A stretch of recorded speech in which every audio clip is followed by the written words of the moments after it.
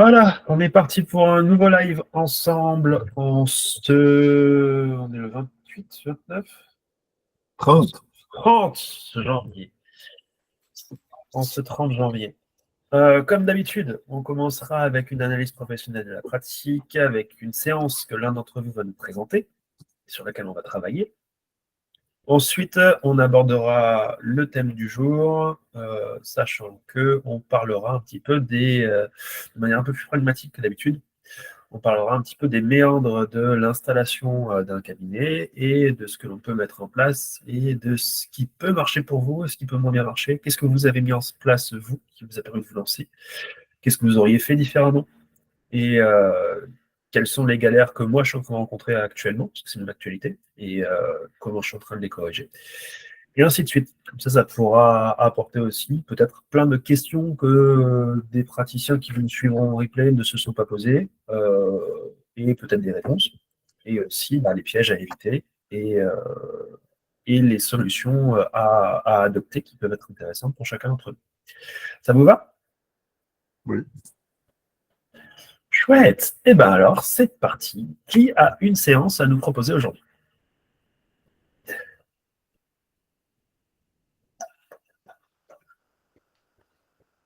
Pas trop vite comme d'habitude. Moi, j'en ai peut-être une. Sylvain? Allez. Ça va à tout le monde? C'est Sylvain qui propose? Allez Sylvain, c'est parti. Donc, c'était dans un contexte un peu particulier, c'est un contexte d'intervision, c'est-à-dire qu'on se retrouve entre hypno essentiellement et de temps en temps une ou deux têtes curieuses qui veulent voir comment ça se passe, sur un soir à 18h, et on se fait un hypno va faire une séance en live et les autres posent des questions, commentent, discutent au fur et à mesure sur la pratique pour qu'on travaille, pour que l'hypno puisse aussi progresser et que chacun puisse travailler un peu dessus. Donc ce soir-là, c'est moi qui faisais la séance en live. Donc je reçois une personne que je ne connaissais pas, que j'avais jamais vue, qui n'avait jamais fait d'hypnose, parce qu'elle était là plus en tant que curieuse qu'autre chose. Et dont la problématique est que elle a du mal à perdre du poids. Elle avait perdu du poids il y a longtemps, elle avait fait des régimes, ça avait bien marché, elle avait atteint le poids qu'elle voulait, elle avait repris du poids depuis et elle s'est relancée dans les régimes qu'elle avait fait la dernière fois et tout, mais sauf que cette fois, ça marche pas. Il lui manque des kilos à perdre, et enfin, il lui reste des kilos, et du coup, elle arrive pas à s'en débarrasser. À partir de là, j'explore un peu le sujet avec elle, et une première corde sensible qui ressort, c'est la notion de prendre soin de soi. Donc, elle n'a pas l'impression de prendre assez soin d'elle, et quand on parle de ça, l'émotion monte assez vite. Donc, je creuse un peu, je la pousse un peu dans ce sujet-là, et l'émotion monte petit à petit, et assez forte pour que la tranche se déclenche finalement toute seule. Et elle me dit qu'elle se retrouve dans un environnement où il y a une espèce de fumée grise, blanche tout autour d'elle, qui représente, c'est assez oppressant, et puis ça représente assez ce qu'elle ressent quand elle pense à perdre des kilos, à prendre soin d'elle, à être mieux, c'est ça. Donc c'est la même sensation. Donc elle se retrouve là-dedans. Et puis du coup, je la stimule un peu, mais en restant assez ouvert, avec des questions du style, est-ce qu'il y a quelque chose à faire? Comment tu te sens? Qu'est-ce que tu penses d'être là, etc. Elle trouve une première espèce d'action à faire, qui est d'un peu de souffler pour dissiper la fumée. Ça marche pas vraiment, c'est pas vraiment de changement. Et à partir de là, les phénomènes s'enchaînent un peu tout seuls. Donc là, j'ai plus d'influence, plus trop de suggestions. La fumée, elle me raconte plus ce qui lui arrive au fur et à mesure que ça lui arrive. Donc ce brouillard devient de plus en plus sombre, de plus en plus oppressant. Elle se sent de moins en moins bien. Elle a l'impression de descendre à l'intérieur. Ça devient de plus en plus rouge, et l'émotion devient de plus en plus forte. C'est désagréable. Elle est pas, et elle commence petit à petit à perdre ses moyens. Donc avec la suggestion, je lui propose de faire un espèce de stop, de remonter un peu à l'état où on était avant, dans un état un peu plus léger, où c'était plus gérable pour elle. Ça, elle y arrive, elle remonte, mais de ce qu'elle remonte, il n'y a rien à faire. Elle entreperçoit pas vraiment de solution. Au contraire, c'est le seul moyen, d'ailleurs ça recommence tout de suite tout seul, de replonger là-dedans, dans ce truc oppressant, etc. Puis ça devient tellement oppressant, tellement désagréable qu'elle finit par me demander d'essayer de pas vraiment trouver une solution pour elle, mais enfin elle voit pas ce qu'il faudrait faire. J'aurais bien aimé la laisser un peu mariner pour voir c'est un peu plus, mais ça devient vraiment désagréable pour elle. Donc à ce moment-là, c'est moi qui interviens. On convient ensemble d'une solution pour que ça s'arrête, pour que ça sorte et qu'elle puisse revenir là, à cet endroit-là, pour retravailler si elle a envie ou pas. C'est très résumé, hein, parce que ça a pris pas mal de temps tout ça, mais en gros, on en est arrivé là et puis du coup, l'émotion, ça a été fort en émotion toute cette expérience-là. Donc elle décide pour ce soir-là de s'arrêter là, de garder ce travail-là en pause, puis de recommencer plus tard. Mes grosses interrogations sur cette séance, c'était en fait le fait que, ça m'est un peu filé dans les doigts. C'est-à-dire que ça commençait pas trop mal et puis finalement, sa transe s'est détachée je dirais pas de mon contrôle, mais tout s'est enchaîné un peu tout seul, de mon contrôle et du sien aussi, puisqu'elle s'embarquait dans des trucs qui lui arrivaient sans qu'elle puisse faire quoi que ce soit. Et du coup, en y réfléchissant un peu après, j'y ai vu peut-être une résistance inconsciente de contexte, parce que voilà, il y avait quand même des gens autour qu'elle connaissait pas, c'était un problème qui paraissait innocent, c'était juste un régime au début, mais qui est assez vite devenu personnel, émotionnel, dans le fait de toute cette notion de prendre soin de soi qui pourrait le résonner assez fort. Donc peut-être que voilà, c'était peut-être pas le bon moment de travailler ça, etc.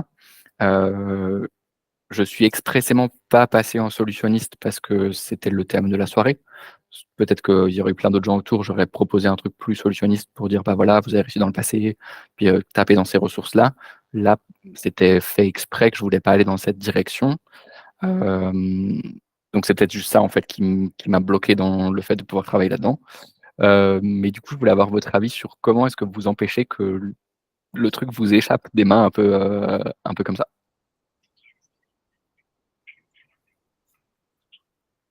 Voilà, je suis ouvert à vos questions, suggestions, demandes.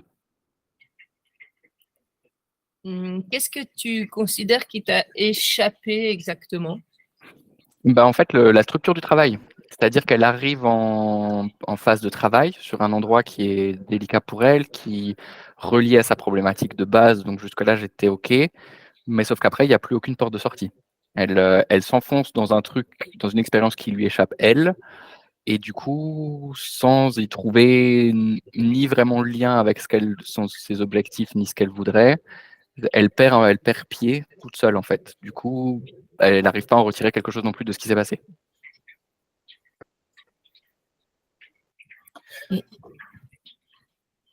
Et toi, quel ressenti tu as eu par rapport à ça? C'est quoi ta difficulté de dire que est-ce que ça vous est déjà arrivé d'avoir des trans comme ça qui se construisent et s'entretiennent toutes seules sans stimulation et sans direction précise, d'ailleurs une direction précise mais qui n'était pas forcément utile au travail, et du coup qu'est-ce que vous faites pour empêcher ça? Est-ce que c'était juste le contexte qui fait que ça a bloqué ce que j'aurais pu plus explorer avec elle, qu'il y aurait plus d'autres choses qui se débloquaient s'il n'y avait pas eu d'autres gens qui la regardaient, ou est-ce que c'est d'autres choses, un peu cet avis-là? Parce que pour moi, on a dû mettre le travail en pause à la fin, on n'est pas arrivé à quelque chose de satisfaisant pour elle. C'est un travail qui est entamé, mais qui n'est pas achevé pour l'instant. Moi, ça m'est déjà arrivé d'avoir des clients qui, quelque part, sont complètement autonomes dans leur transe et partent à des endroits qui leur sont propres et que, en effet, j'ai pas guidé. C'est la transe elle-même qui a par association, été à cet endroit-là. Et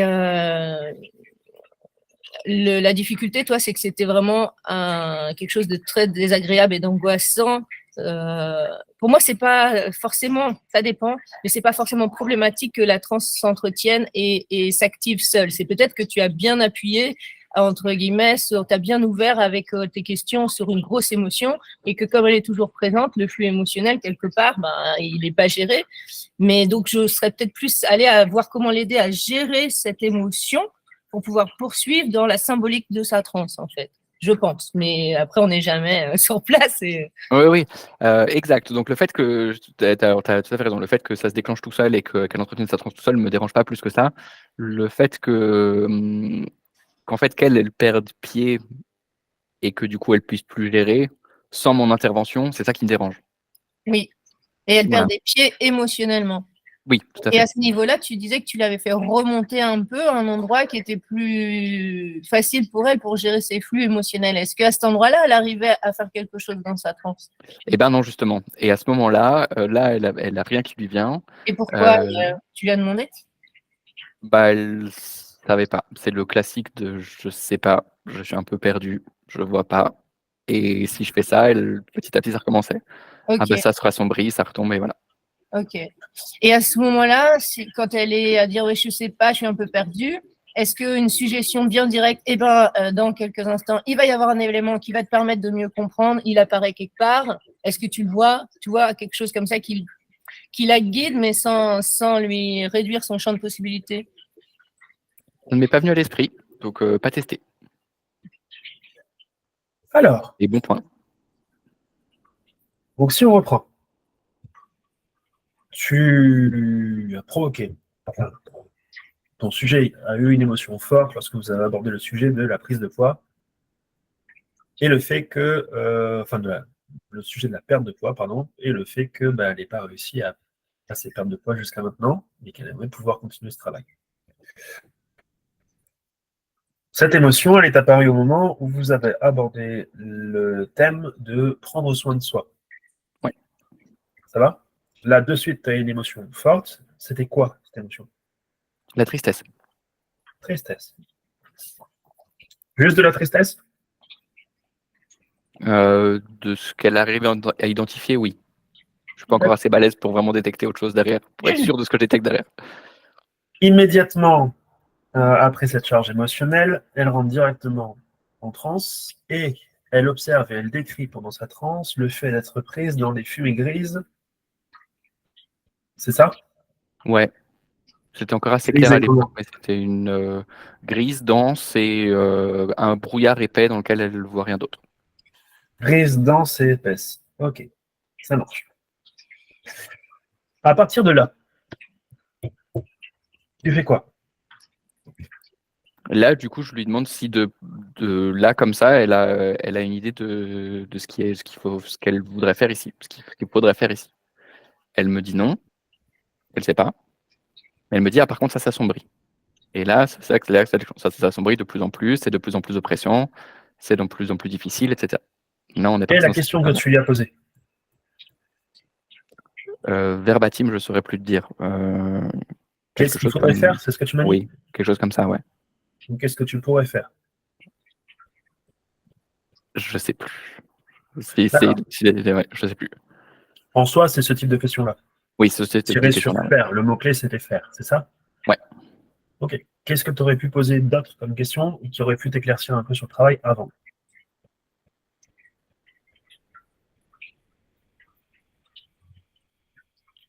Est-ce qu'il y a quelque chose de remarquable, peut-être? Je sais pas. Là, par exemple, qu'est-ce que tu as comme information concrète de sa transe?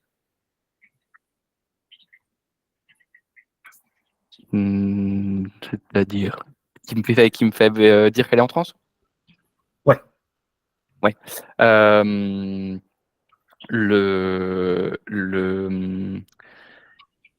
la main qui s'est figée toute seule quand elle était en l'air, en fait. Au début, elle me parlait. Et puis, elle parlait pas mal avec les mains. Et puis, quand on est monté dans l'émotion et qu'elle est partie dans cette fumée, tout s'est figé. Elle était un peu bloquée comme ça. Elle se rendait plus compte que sa main était là. Elle était bloquée là. Le visage est devenu beaucoup plus blanc. Elle a perdu en couleur. Et tout est devenu un peu plus catatonique de cette idée de transfert. Figé. Figé, ouais. Ok. Il y avait de l'émotion au moment où elle voyait la fumée grise, etc. Euh, Là, ça allait encore. L'émotion est fortement remontée quand la fumée s'est assombrie et qu'elle a commencé à descendre. Ok.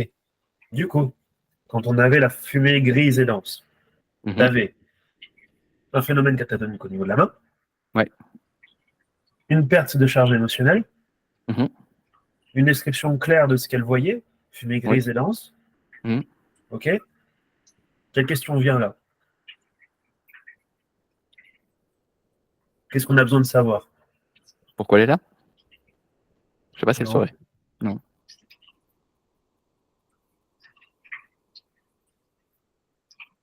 Elle rentre en transe. On a les phénomènes Mhm. objectivables qui nous permettent de savoir qu'elle est en transe. Mhm. Ok. Elle nous décrit, dialogale, des choses qu'elle perçoit, qu'elle voit, qu'elle ressent. Mhm. Donc, elle est sensorialisée à sa transe. Ok. Oui. Qu'est-ce qu'on a besoin de clarifier là? Qu'est-ce qu'on a besoin de faire?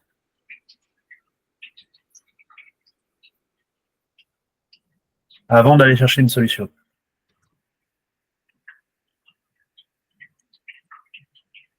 Comment? Elle? Non? Quoi? Comment elle se sent? Non, mais ça on le sait. Enfin, Ah bon? Tu le sais comment? non, oui, exact, d'accord, ok. Non, je le sais quand ça a changé, je le sais pas tout à fait avant. Oui. Donc là, tu ne sais pas comment elle se sent. D'accord? Ouais. Ça veut dire qu'en phase de travail, quand vous rentrez dans une workplace, donc dans la phase de travail de la transe, déjà, il faut pouvoir identifier que c'est vraiment la phase de travail. Donc, si elle commence à conceptualiser sa transe, c'est-à-dire qu'elle commence à pouvoir te la décrire, à poser des éléments, etc., bah là, il va falloir un petit peu déjà clarifier dans quel état émotionnel elle va être par rapport à ce qu'elle est en train de voir et d'halluciner. Ça va? Oui. Ok. L'état émotionnel, cet instant précis, et le fait qu'elle puisse l'extérioriser, qu'elle puisse le dire, le communiquer, ça va te donner un point de départ, ça va te donner la position initiale. Mhm. D'accord? La phase initiale dans l'étape de travail, c'est comment mon sujet se sent face à l'expression de sa dynamique et de son mal-être. Donc, ce qui l'a stimulé, c'était la perte de poids et la prise de soin de soi, notamment, qui l'a chargé émotionnellement de manière cognitive, qui lui a produit la transe, et qui nous emmène face à l'hallucination des fumées denses et blanches. Mhm. D'accord? Par contre, Mhm. ben là, tu as une perte d'expression émotionnelle, c'est-à-dire qu'elle a un visage qui est complètement catatonique, une main qui est catatonique, donc tu n'as plus rien émotionnellement pour savoir objectiver. Ouais. Donc, tu as besoin de savoir comment elle se sent. Et là, dans l'expression d'une émotion face à une émotion de transe, tu auras une phase initiale complète. Mhm. Ok.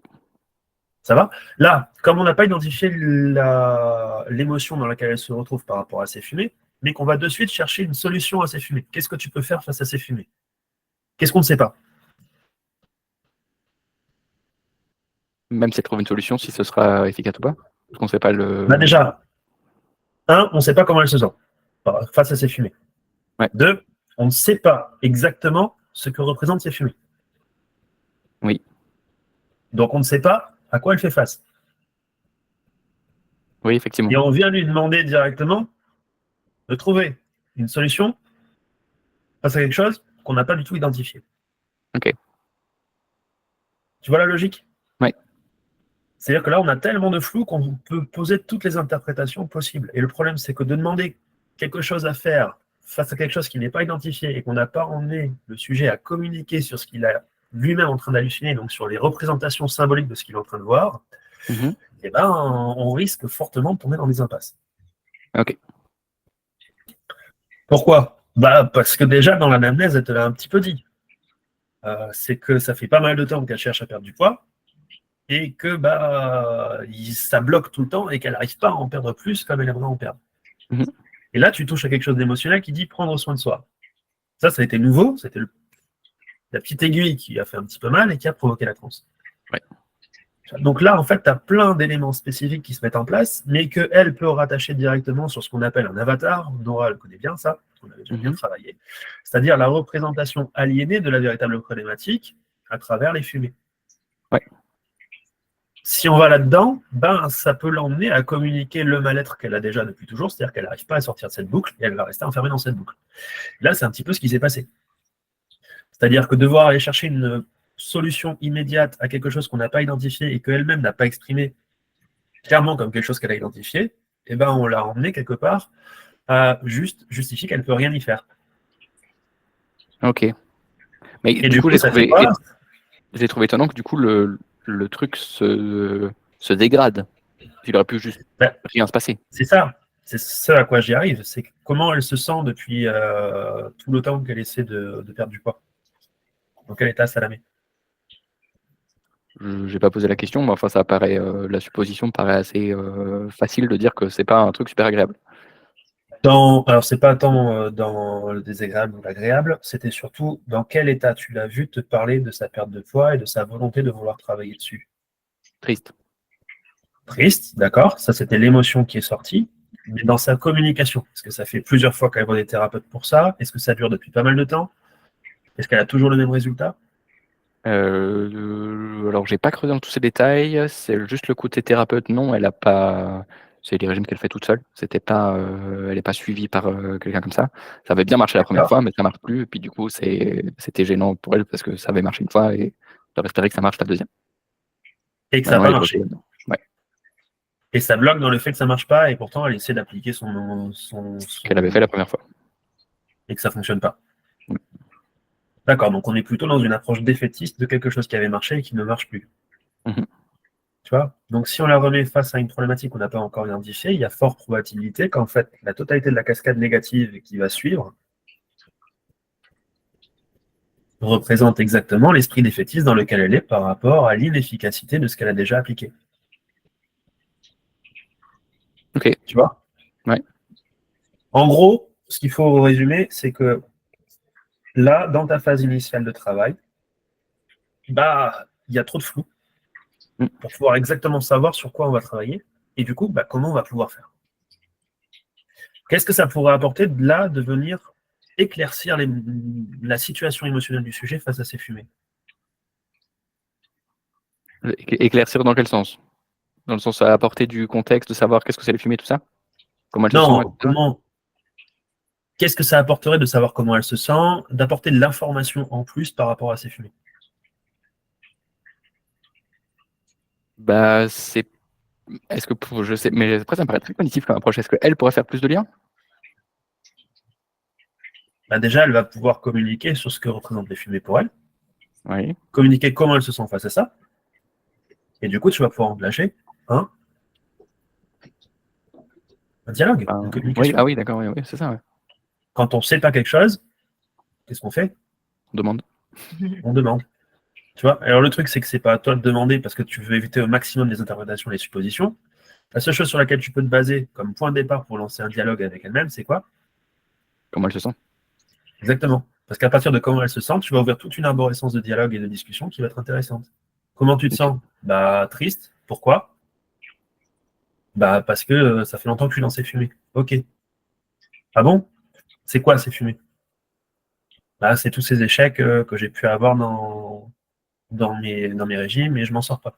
Et ça fait quoi? Et ainsi de suite. Et ça, t'es sûr qu'elle aurait été capable de le dire? Parce qu'elle avait l'air dans ce que les. Alors, j'ai pas posé toutes ces questions-là, donc peut-être que c'est peut-être l'enchaînement des questions qui fait que. Mais quand je lui ai demandé, donc c'est qu'est-ce qu'il faudrait faire, peut-être l'erreur. Mais du coup, comment après, donc quand ça s'est assombri, comment elle était, comment elle se sentait, etc. Elle savait pas du tout pourquoi elle était là. Elle n'était pas capable de me verbaliser ce que c'était. Bah, pourquoi? Si tu lui demandes pourquoi tu es là, qu'est-ce que c'est? Immédiatement, ça va être plus compliqué. Si on parle de l'émotion, qu'est-ce que ça provoque? Ouais, un pré-step, quoi. Tu vois, une contextualisation du truc. Tu sais. C'est ça. C'est Ouais. à partir du moment où la seule chose dont elle va pouvoir être sûre, c'est de comment elle se sent. Elle ne peut pas dire je ne sais pas comment je me sens. Elle se sent forcément ou bien ou mal, Ouais. ou apeurée, ou curieuse, ou ce que tu veux. Mais elle va forcément te décrire comment elle se sent. Son ressenti va être la base de la chose. Donc, elle va forcément Mhm. t'apporter une réponse. Et de cette réponse-là, on va pouvoir apporter des questions qui vont lui permettre de justifier comment elle se sent. D'accord, ok. Plutôt que de partir à l'inverse, à essayer à tout prix de trouver et qu'est-ce que c'est cette fumée De fait, elle peut ne pas le savoir parce que ce sont des informations qui potentiellement étaient aliénées jusque-là Mhm. et qui sont symbolisées par de la fumée. Il n'y a pas de fumée en vrai. Oui, tout à fait. Tu vois? Donc cette fumée, si elle apparaît, c'est qu'elle représente quelque chose. Après, tu as aussi l'option, Sylvain, de dire, tu as dit plusieurs fois, elle s'enfonce dans cette fumée, ça devient de plus en plus sombre, de plus en plus noir, il y a de plus en plus d'émotions, etc. Et il faut en sortir. qu'est-ce qui amenait la notion qu'il fallait en sortir? Qu'est-ce qui, plutôt que Elle. d'aller dans cette Ça direction? devenait trop désagréable pour elle. Ouais, et est-ce que, et qu'est-ce qui le disait ça? C'est elle qui me l'a dit. Ouais. Je comprends pas la question. Donc, tu répète ce que tu voulais me dire? Le côté, ce Est-ce que serait, précisément, qu'est-ce qu'il y a derrière? Est-ce que c'est précisément ce qu'on veut faire travailler? C'est précisément, il y a des émotions négatives. C'est quand ces émotions négatives s'amplifient de plus en plus, si on fait demi-tour, on va pas dans la bonne direction.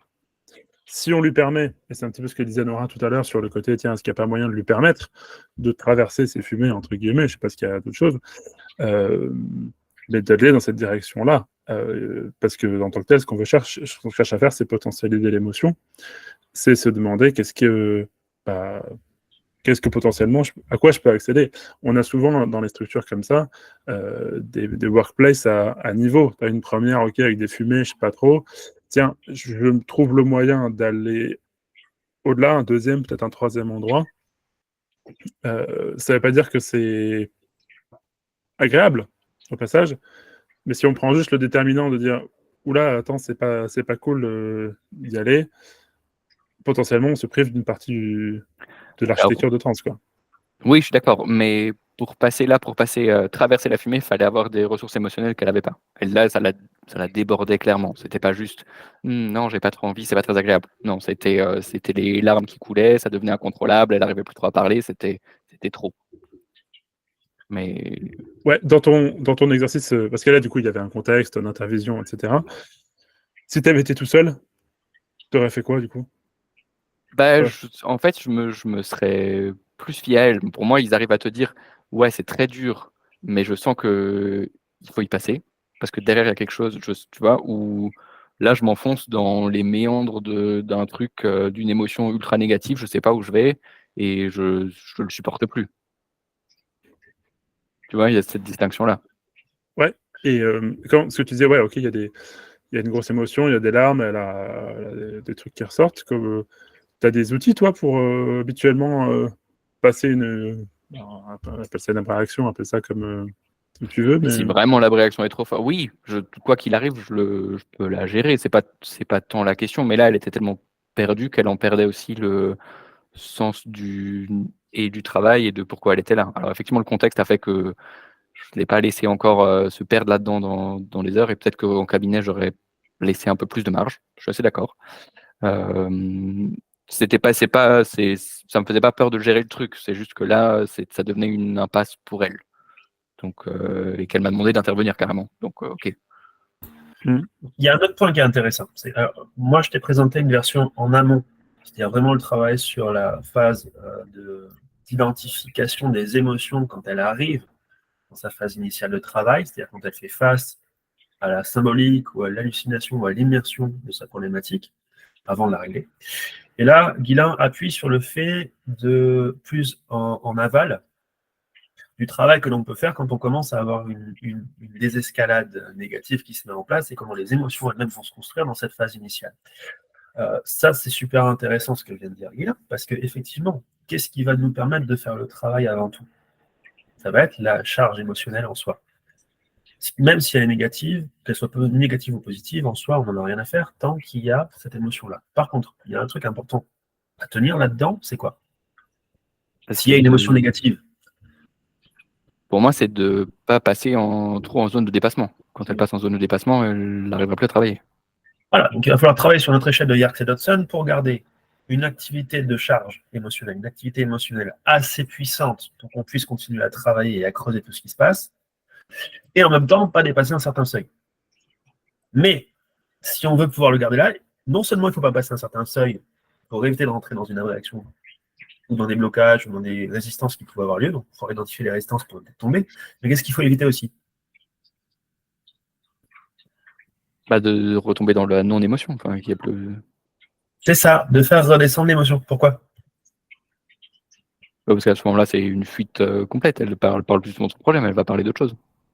C'est pas ça. C'est que si à un moment donné, tu fais redescendre la charge émotionnelle qui est véhiculée par le problème, qu'on redescend un petit peu, qu'est-ce que tu lui permets aussi? De pouvoir reprendre Du conscient. Oui, du cognitif. Une part de cognitivisation de sa problématique et de la situation dans laquelle elle est émotionnellement là, qui fait que ça va l'empêcher aussi d'avancer. Donc, si je veux pouvoir garder une émotion qui soit assez forte pour pouvoir toucher au problème et pour pouvoir creuser cette émotion négative jusqu'à ce que le bouchon de champagne pète, qu'est-ce qu'il faut? Il faut être dans le sweet spot qui est juste en haut. C'est ça. Donc, il va falloir garder une Stimulation? dynamique. Oui. Il va falloir garder une dynamique. Comment tu l'as stimulée pendant qu'elle s'enfonçait dans sa cascade négative, que ça devenait de plus en plus sombre, de plus en plus rouge, de plus en plus... Ça allait trop vite pour que je casse quelque chose. C'est-à-dire, C'est- c'est elle qui guidait. C'est elle qui parlait, qui décrivait ce qui se passait. Ok, C'était, comment tu stimulais ça, toi? Tu lui disais quoi? rien. Elle m'a Pendant qu'elle donné te ça, un disait, délit, c'est-à-dire, oh, mon Dieu, ça devient de plus en plus noir là. Voilà, là ça devient rouge. Voilà, c'est difficile. Là ça monte. C'est à ça peu qu'elle près, te disait. même un peu plus rapide, mais c'était ça, ouais. C'était cette idée-là. Ok, très bien. Et là, tu ne pouvais pas parler. Si, j'aurais pu la couper. Je ne l'ai pas fait. J'aurais pu. Alors, plus que la couper, qu'est-ce que tu aurais pu faire? Ou l'interrompre, prendre le bras, la toucher, j'aurais pu faire quelque chose. Elle était face à toi ou elle était en visio? Non, elle était face à moi. Ah, elle était face à toi en vrai? D'accord. Jusqu'à maintenant, je pensais que c'était une visio, c'est pour ça. Ok. C'est vraiment face à face. Ok. Plus que ça, qu'est-ce que tu peux faire simplement?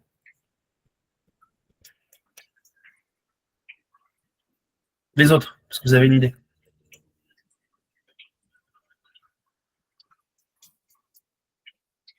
Il y a une séance que je vous avais partagée qui propose un petit peu ça, c'était la phobie de l'avion. Je ne sais pas si vous vous en souvenez.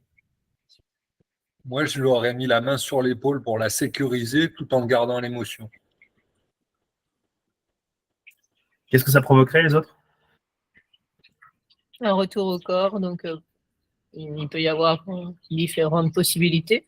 Avec ce retour au corps, il peut être ramené à la réalité de l'endroit où il se trouve, ou en tout cas une corporalité plus présente et une transe plus légère du coup. Ou Oui. Et moi, j'aurais demandé si l'émotion au niveau du corps, elle se situait où aussi. Et j'aurais Alors, peut-être. attends.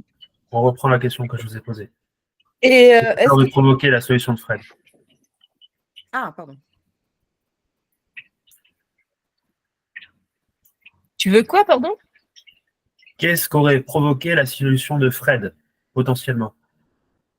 Fred. On est sur une personne Ah oui, chargée d'accord, émotionnellement, qui rentre dans une D'accord. cascade négative de cette émotion. Bah, ça s'appelle un Une ancrage. personne Hein. négative, qui va partir sur de plus en plus de négatifs, et on vient lui poser une main sur l'épaule. Qu'est-ce qui peut se passer? Bah, ça s'appelle un ancrage. Avant ça, qu'est-ce qui peut se passer? Ben, elle peut réagir, elle peut sortir de sa. Peut-être sortir aussi de sa transe. Très bien, aussi. Linda. Donc, on peut provoquer une sortie de transe spontanée, parce qu'elle peut choper ça comme une agression, c'est possible. On peut créer peut-être un ancrage, comme le dit Nora. On peut créer une influence qui va aller à l'encontre de la charge émotionnelle, comme disait Guylaine tout à l'heure. C'est-à-dire qu'en fait, on va partir dans le chemin inverse, on va venir calmer la chose. Donc, en fait, plein de possibilités juste avec un seul geste.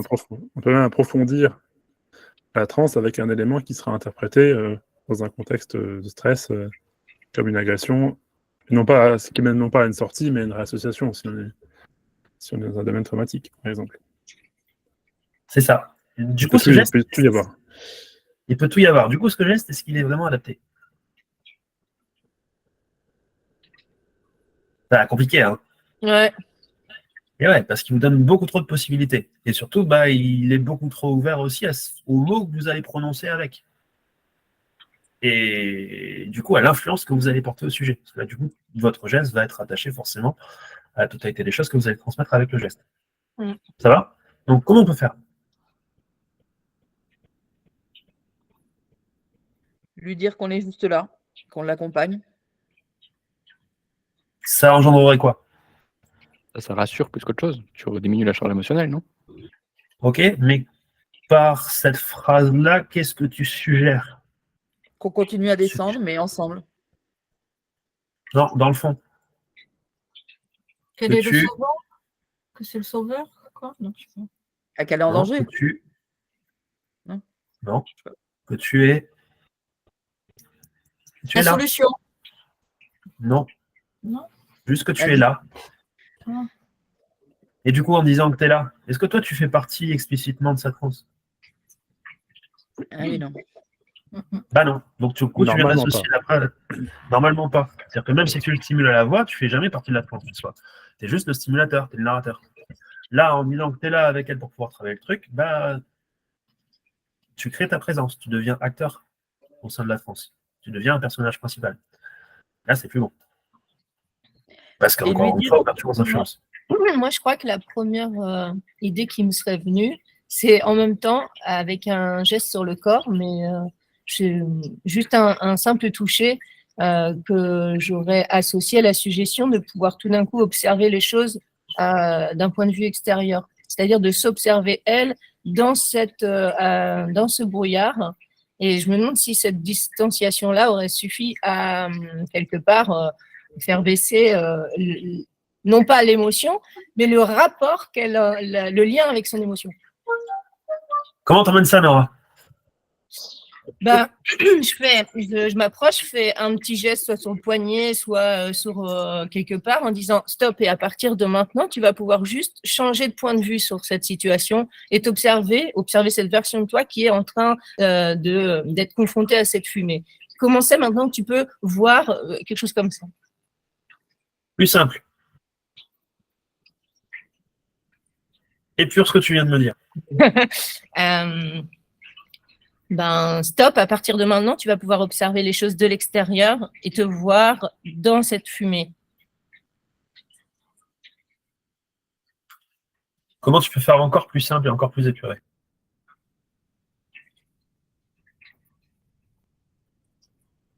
Oh là, je sais pas.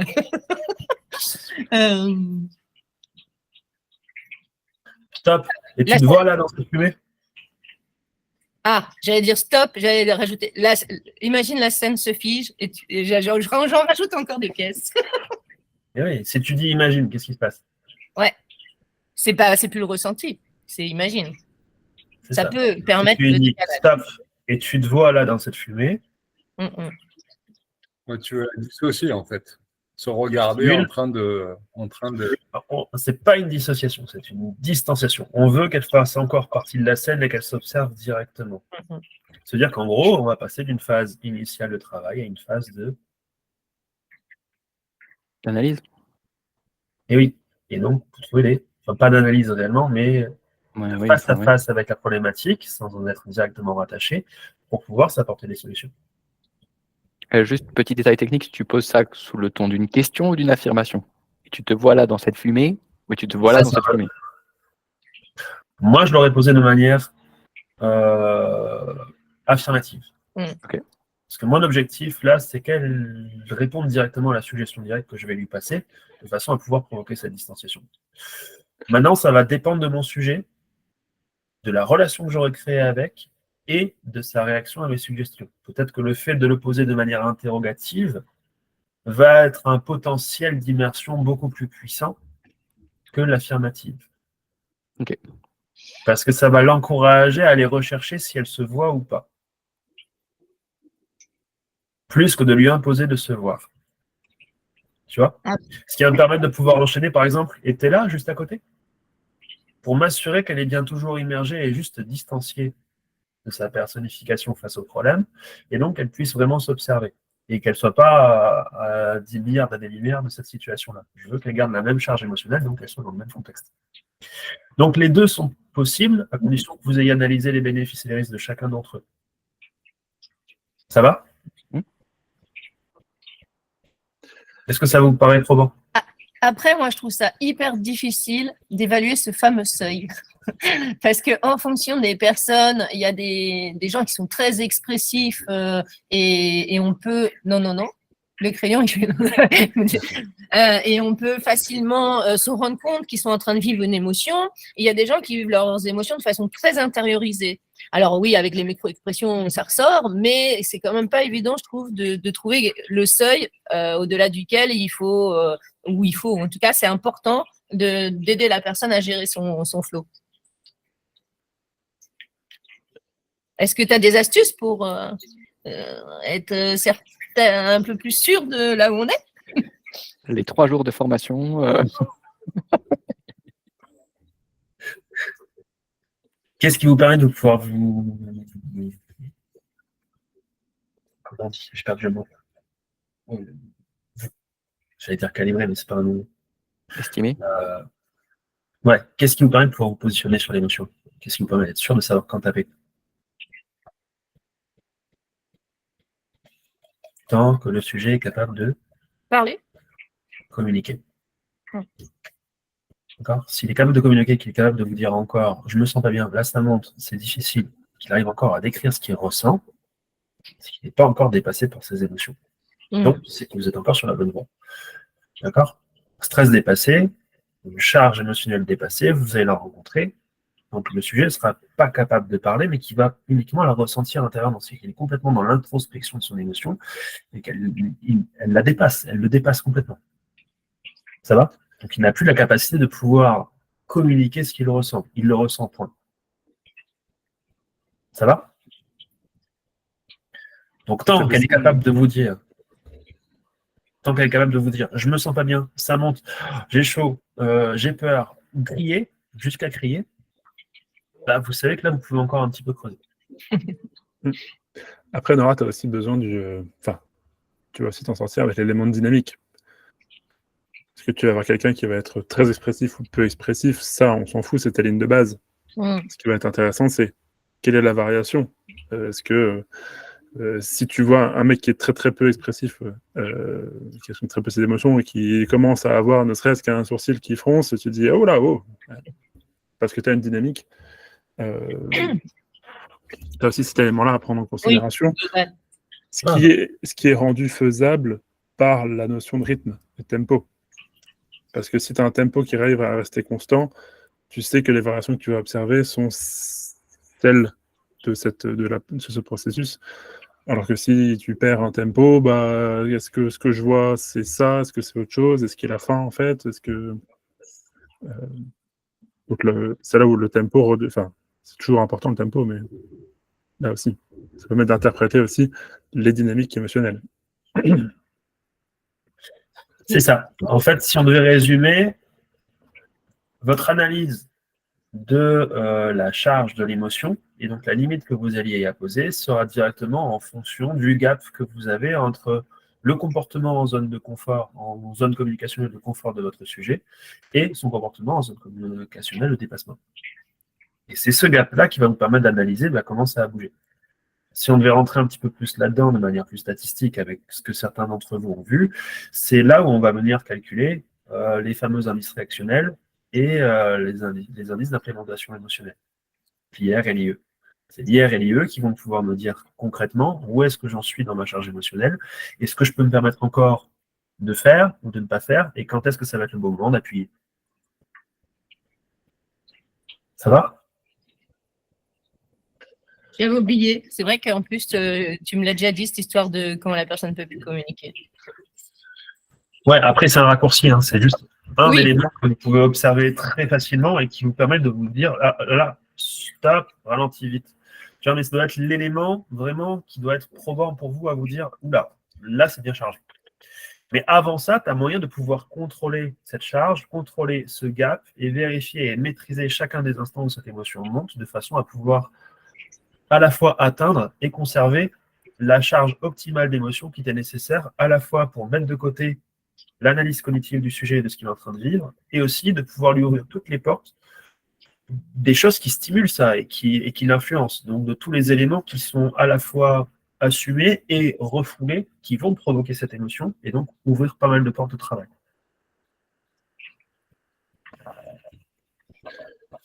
Après, Sylvain, tout ton contexte, il y a un point qui me semble important aussi, c'est que, étant donné que tu étais en intervision, que c'est quelqu'un qui vient comme ça,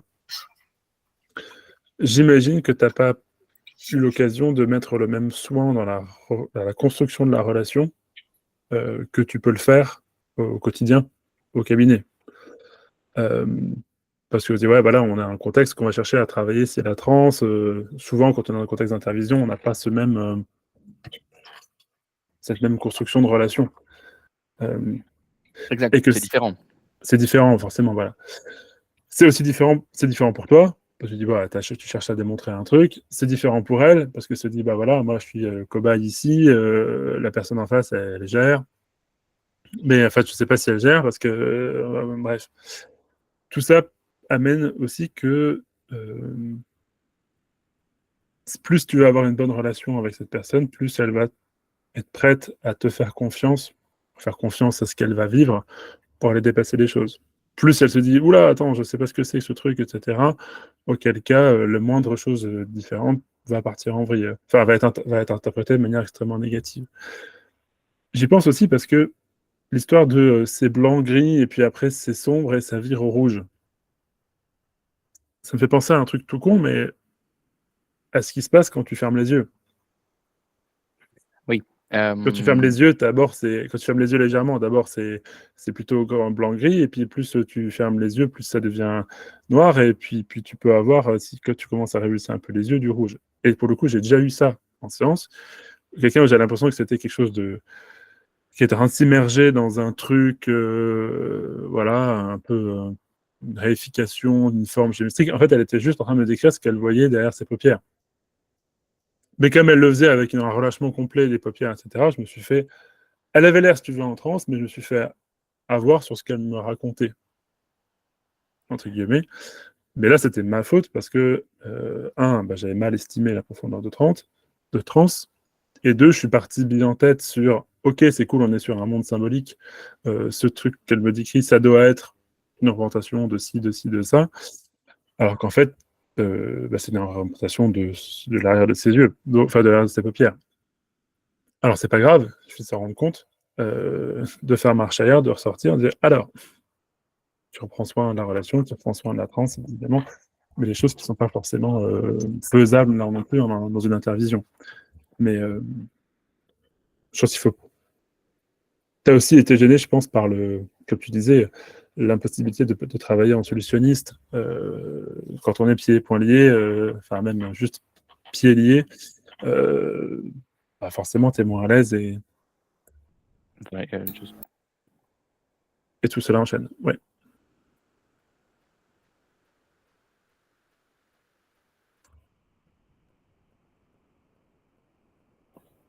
On t'entend pas, je Jérém? libérer la salle, c'est la fin de la pause. Mais oui, est-ce que je suis tombé exactement dans le même panneau que toi? Je pense pas, du fait qu'elle avait effectivement cette main figée en l'air, donc elle se rappelait plus. Je me suis dit que si elle regardait juste l'état de ses yeux, elle aurait fini par reposer sa main qui aurait commencé à peser lourd un moment. Mais je ne peux pas te le garantir. Est-ce que j'ai pas vérifié spécialement ça non plus? Donc peut-être. Et effectivement, ce que je disais au début, face à plein de monde comme ça, on aurait été dans un contexte où je pouvais tout faire ce que je voulais. Est-ce que je serais parti sur une approche émotionnelle forte et un peu plus systémique comme ça? Peut-être pas. Je serais parti sur un truc un peu plus solutionniste, qui est facile à gérer, qui est facile à montrer aux autres, en tant que sujet aussi. Et puis voilà. Mais là, l'objectif du truc était de expressément, je me mets dans une situation un petit peu difficile. Donc c'est possible que ça ne m'ait pas aidé non plus, ouais, c'est sûr. Ouais, si on devait résumer en fait la problématique que tu as rencontrée par rapport à la question que tu nous as posée, c'est-à-dire pourquoi ça m'a filé entre les doigts et comment faire pour éviter que ça me file entre les doigts, on a touché à plein de pôles différents. On a vu comment on pouvait travailler plutôt en amont de la solution et comment creuser la solution pour pouvoir éclaircir ce qu'est en train de voir le sujet. Et ce que vient d'appuyer Guilain est important, c'est est-ce qu'on est vraiment sur des phénomènes de transe avec des éléments hallucinatoires et symboliques qui commencent à apparaître, ou est-ce que c'est une simple description de ce qui se passe physiquement pour la personne et anatomiquement, et donc qu'elle n'est pas réellement en transe. Deuxième point, comment on peut travailler en aval sur le travail de l'émotion et pouvoir aller creuser davantage cette émotion négative sans forcément en avoir peur, en jaugeant correctement notre charge émotionnelle et en allant travailler cette jauge, en quelque sorte, pouvoir maîtriser en permanence cette charge d'émotion et éviter de perdre la relation. Troisième point, comment on va pouvoir aussi juger du fait des avantages, des bénéfices et des risques de notre manière de travailler dans tout ce que l'on va mettre en place, dans la manière que l'on aura, nous, de ressentir comment se sent le sujet. C'est pas forcément parce qu'elle va exprimer des émotions négatives que ça va être un frein au travail, et peut-être que justement aller creuser ces éléments négatifs plutôt que d'aller poser des choses qui sont censées rassurer, serait plus bénéfique que le contraire. Ça va? Est-ce que j'ai oublié un point spécifique qu'on a abordé aujourd'hui ou... Non? Je pense que c'est tout. Quoi qu'il Et en puis- soit, si tu te reposes sur une structure de travail où vraiment tu es en phase de travail et que tu la découpes en trois parties différentes, si on reste vraiment sur l'analyse de ces pratiques, enfin de ces étapes-là dans la phase de travail, le simple fait de pouvoir à chaque fois se repérer entre phase initiale de travail, c'est-à-dire quand mon sujet fait face à son problème, phase de modification émotionnelle et comportementale, et la résultante de cette modification qui s'est apportée, ça me permet de pouvoir vraiment en permanence pouvoir me rattraper, reprendre correctement sur l'identification de ma phase initiale et relancer mon travail si nécessaire. Ouais, il me manquait des étapes de la phase 1 que je n'avais pas identifiées. Je pensais que la phase 1 était complète, mais non. Du coup, ok. Est-ce que ça va pour tout le monde? Est-ce qu'il y a des questions là-dessus? Non, moi, je voudrais juste dire merci et malheureusement au revoir. Je suis dégoûtée, mais il faut que j'y aille. Oui, moi aussi, je vais Merci, devoir vous laisser. Sylvain. Je verrai la suite en replay aussi. Merci beaucoup. C'était intéressant. Merci Pas Sylvain. de souci. Donc, merci pour votre Merci aide. Sylvain, Et puis, c'était top. Voilà, ouais. je vous en prie, à la prochaine. À la Salut prochaine. Sylvain. Salut. Ciao. Salut Nora. Pour ceux qui sont encore là, est-ce qu'il y a des questions sur le sujet que nous a proposé Sylvain? Ou des choses que vous aimeriez rajouter, des choses avec lesquelles vous n'étiez pas d'accord et que vous aimeriez donner votre avis? Moi, je voulais juste savoir, quand Dina tout à l'heure disait d'observer, quand on observe les tempos, donc on reste bien en phase d'observation du ton de la voix, des yeux, tous les éléments qui peuvent nous apporter des éclairages, c'est bien cela, si j'ai bien compris, quand on veut observer le tempo. Voilà, c'est juste une question. Alors, il y a deux choses. Il y a observer, c'est observer tout ce que tu peux observer. Donc, mouvement des yeux, expression faciale, micro-expression, coloration de la peau, évolution de tous ces paramètres, rythme respiratoire, rythme cardiaque, des fois tu y as accès, tension musculaire, enfin, tout ce que tes cinq sens te permettent d'observer. J'aurais même tendance à dire des fois, même si c'est pas de manière consciente, alors dans l'idéal, autant que ce soit conscient, hein, de pouvoir dire il y a ci, il y a ci, il y a ça, mais des fois tu le ressens simplement. Ça, c'est observer. Après, la notion de tempo, c'est de ce que nous, en tant que hypno, on amène comme rythme dans la séance. En disant, tiens, ok, t'es où? Ok, il se passe quoi? Tac, tac, tac, tac. De maintenir un tempo.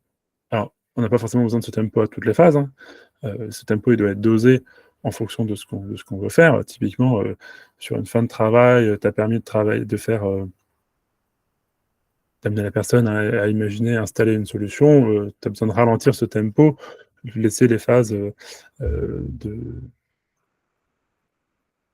d'association, etc. Je ne sais plus les termes que tu utilises habituellement, Jérémy, mais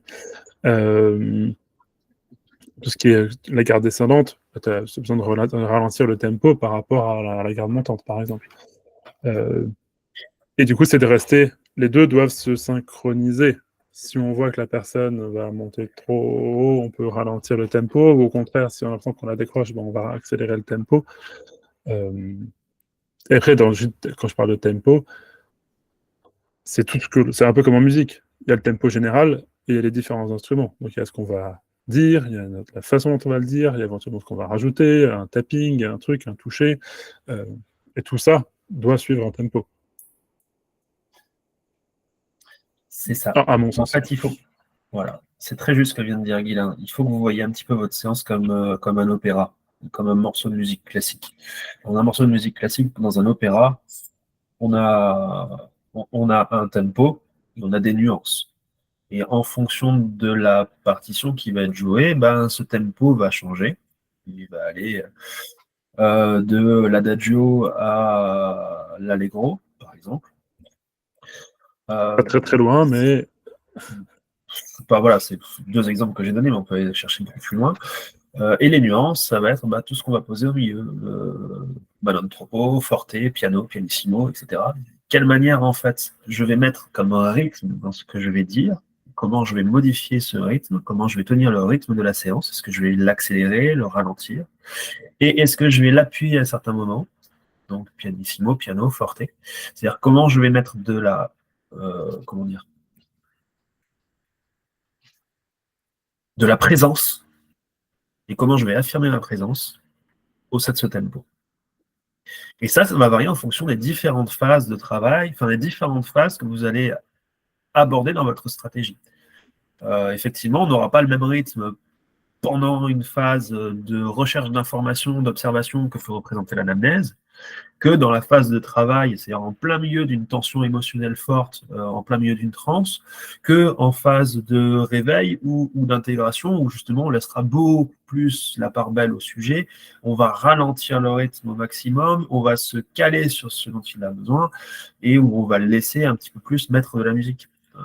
C'est ça qu'il faut réussir à essayer de comprendre en termes de tempo. C'est que c'est pas simplement qu'est-ce que j'observe de ce que me donne comme rythme le sujet, c'est qu'est-ce que moi aussi je lui apporte dans ce rythme-là, et qu'est-ce qui va être nécessaire à lui éviter de prendre trop le lead sur la séance, et donc de lui donner des opportunités à ne pas pouvoir faire face à son problématique, ou à intégrer des choses qui seraient délétères à son véritable travail. Concrètement, un titre que vous plongez en phase de travail qui va s'apprêter à faire face à sa problématique, si vous n'êtes pas dynamique et qui commence à avoir ces hallucinations-là, plus les émotions négatives qui vont se présenter, si vous lui laissez trop de place, il y a de fortes chances qu'il fuit. Il y a de fortes chances qu'il ne fasse pas réellement face à sa problématique et qu'il décide de ne pas y aller. Soit par un réveil spontané, soit par une redirection de transe, soit par autre chose. Ça va ? Au même titre, si vous le pressez trop sur l'intégration de tout le travail qu'il vient de faire, vous risquez de propulser des choses qui doivent mériter du temps pour être intégrées. Et c'est là où, par contre, il faudra particulièrement respecter le rythme du sujet. Ça va ?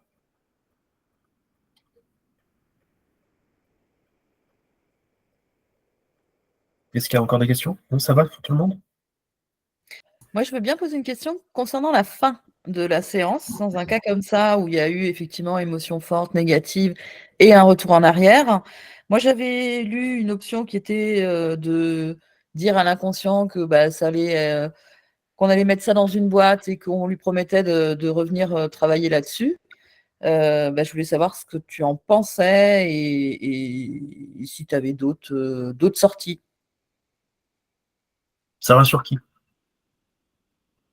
Pardon ? De dire ça rassure qui ? Ah, oui, en grande partie, on est d'accord, le thérapeute. Enfin, c'est ce que je sous-entends dans ta question. Est-ce que ça rassure le consultant ? Disons que déjà, de base, je lui demanderais s'il a l'intention de revenir travailler dessus, quoi. déjà, de base, lui-même. Ça peut rassurer les deux personnes. Tout dépend le positionnement de ton sujet en tant que, on va dire de manière générale, dans le grand domaine de la psycho. Si la personne elle a une plutôt bonne conscience de ce que c'est de remuer des trucs, etc., elle peut partir en disant « Mince, hein, j'ai vécu un truc, j'ai commencé à remuer quelque chose, et qu'est-ce que j'en ai fait ? Est-ce que j'ai fait une connerie ?» Elle peut se monter le bourrichon avec quelque chose. Auquel cas, oui, ça peut la rassurer aussi. Alors, je pense que la boîte à laquelle tu fais référence, Sylvie, moi je l'ai vu chez Evelyn Joss. Exact. Ça va, je connais mes références. Alors, quand Evelyn en parle, en tout cas, quand elle en avait parlé, c'était le côté de dire, OK, il y a une grosse masse de souvenirs traumatiques, et on sait qu'on ne pourra pas tout traiter d'un coup, que ce soit pour des questions temporelles, des questions énergiques, des questions, etc. Ouais. Et qu'à ce moment-là, par contre, et c'est un des trucs, ces souvenirs traumatiques font beaucoup de résurgence, beaucoup de réviviscence, et pourrissent le quotidien de la personne. Auquel cas, elle propose cette métaphore-là, dire ok, on va créer un gros conteneur, une grosse boîte, on met tous les trucs dedans, en leur faisant la promesse qu'on n'est pas là pour les effacer, mais pour s'en occuper plus tard, et qu'elle rapporte que ça permet d'avoir un petit peu de liberté gagnée au quotidien. Mais on est là, dans la phase du trauma, dans la phase de stabilisation. Permettre à la personne d'avoir un quotidien à peu près stable pour pouvoir lui permettre de travailler. Ce qui n'est pas du tout le cas de la séance c'était Sylvain. Est-ce qu'on en Sylvain, c'est ça. C'est vrai. En tout cas, la personne, a priori, elle n'est pas venue en nous disant tiens, j'ai tous les jours des réviviscences de souvenirs, de machins, de trucs. C'était pas spécialement sa demande. Alors, est-ce qu'à partir de la séance, elle se prend ça dans la tronche? Ce serait dommage. J'aurais tendance là à le faire plutôt d'un point de vue cognitif. On va dire bon, ok, voilà, il s'est passé ci, il s'est passé ça. Ça pourrait être intéressant. Ne restons pas sur un échec. Ça peut être intéressant de continuer à travailler là-dessus, de garder un lien. Mais sans forcément avoir besoin de faire une histoire de boîte, parce que potentiellement avec une histoire de boîte, on peut aussi l'interpréter comme étant ah bah mince, j'ai une boîte, du coup je suis obligé de garder ce problème avec moi, maintenant que je l'ai bien enfermé dans ma boîte. Moi qui avais enfin réussi à transformer ce problème en une vapeur éthérée qui allait s'évaporer avec la sortie de trans. Bon, j'invente complètement au passage, hein, mais... Non, mais c'est clair. Il y a un autre problème pour moi là-dedans. C'est que tu dissocies encore une fois l'inconscient du conscient. Un individu, c'est un individu. De fait, c'est une unité.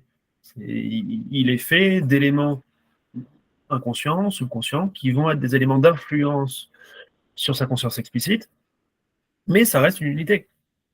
Donc en soi, demander à l'inconscient de bien vouloir mettre dans des boîtes des problématiques pour pouvoir les régler plus tard, c'est simplement s'adresser au sujet. À ce moment-là, cette métaphore, elle tiendrait tout autant en lui disant « Et tiens, écoute, on n'a pas pu tout aider.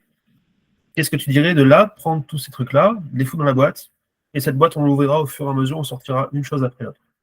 Et puis ça restera dans la boîte le temps que tu reviennes à chaque fois entre deux rendez-vous. Au bout du compte, ça aurait le même impact. Et après, encore une fois, c'est de quelle manière je vais pouvoir garder l'autonomie et la responsabilisation de mon sujet par rapport à cette problématique, plutôt que de risquer une déresponsabilisation en rejetant la faute à l'inconscient. Ça va? Non, nos problèmes, c'est nous qui les vivons. C'est pas notre inconscient, c'est pas notre inconscient qui nous crée des problèmes, c'est pas notre... Non, c'est nous qui nous les créons. C'est une unité. Ça, il faut bien l'enregistrer. Ta part inconsciente, ta part d'influence implicite sur ce que tu perçois, c'est-à-dire de quelle manière tout ce que tu as vécu et tout ce que tu as intégré de ta vie jusqu'à maintenant influence ta vie et ton rapport à tes percepts et à ta manière et à ta subjectivité de voir et de percevoir et d'interagir avec ton environnement, c'est toi. C'est pas une part de toi. C'est l'ensemble des interactions et des directions que vont prendre les cheminements cognitifs, neurologiques, émotionnels, qui vont t'emmener à avoir ce type de communication-là. Si on commence à dissocier des parties en parlant d'inconscient, de subconscient, de conscient, de créer presque des personnalités, on va s'adresser au conscient. Est-ce que conscient est d'accord ? Est-ce que conscient est d'accord ? Est-ce que inconscient est d'accord avec conscient ? Moi, je trouve pas ça super clair, en fait. Ouais, pour moi ça me parle quand même. Hein. Moi, ça me parle vraiment pas mal. Ces parties, avec les parties, alors après tu l'appelles comme tu veux, mais inconscientes, qui créent des automatismes, qui sort du champ de la volonté, qui... Tout va dépendre de ta structure de travail. C'est sûr que si tu pars faire une séance avec un swan, tu vas avoir besoin à un moment ou à un autre de parler d'une notion de partie, peu importe comment tu l'appelles par la suite, etc. Si tu veux partir dans un principe de négociation des parties, tu vas avoir besoin de parties. Après, elles ne sont pas forcément conscients, inconscients. Ça peut être différentes parties inconscientes, différentes personnalités, structures du moi, etc. Bref, on peut en venir calquer 12 000 trucs dessus, peu importe. Mais je pense que là où Jérémy dit, c'est que il n'y avait pas forcément, en tout cas, comme Sylvain nous l'avait raconté, il n'y avait pas forcément jusque-là, distinguo entre une part consciente et une part inconsciente. Il l'a peut-être amené dans son truc et il ne l'a pas forcément raconté, mais il n'avait pas dit, bon, bah allez, tu sais quoi, on va aller dialoguer avec ton inconscient pour aller régler ton problème de poids. Il dit, tiens, bah, c'est quoi pour toi? Ah, bah, c'est prendre soin de soi. Et justement, presque, la phrase qui amène l'émotion, c'est prendre soin de soi dans sa globalité. Donc, ce serait peut-être dommage en fin de séance, alors que c'était pas un truc qui était d'amener une dichotomie, enfin pas une dichotomie, une scission entre conscient et inconscient, qui était pas celle de ton cadre de travail, enfin de son cadre de travail à lui à ce moment-là, préexistante. Après, c'est pas forcément un drame si tu le fais à ce moment-là, hein, mais c'est même pas du tout un drame. Et tu penses que le coup de la boîte crée cette scission? Tout dépend comment tu veux l'amener, la boîte. Si tu amènes sous la forme de dire ok, on a commencé à bosser aujourd'hui, il s'est passé un certain nombre de choses, d'images, de sons, d'émotions, etc. Et tout ça, tout ce qui a besoin de rester, tout ce qui aurait pu avoir, tout ce qui pourrait avoir besoin de rester dans une boîte est capable de rester, et tout ce que tu fais un truc très vague comme ça, non, pas forcément. Si c'est ok, maintenant imagine une boîte. Et dans cette boîte, ton inconscient va venir placer les éléments qui ont besoin d'y rester. Oui, davantage. Après, c'est les mots qu'ensuite on choisit, quoi. Ça marche. Travailler avec des parties, en fait, on le fait quasiment tout le temps, si on réfléchit. Dans une approche en hypnose, tu as toujours une part. Putain, c'est le arrête là, je suis désolé. Tac. Tu as toujours une part du sujet qui connaît le problème et une part du sujet qui s'apporte la solution au problème. Après, le truc, c'est qu'on n'est pas obligé de créer cette scission en permanence. Le sujet, en fait, c'est pas il fait face à son inconscient qui a la solution à son problème conscient. C'est le sujet, dans telle situation, vit telle émotion et telle problématique. Et il va les vivre en boucle.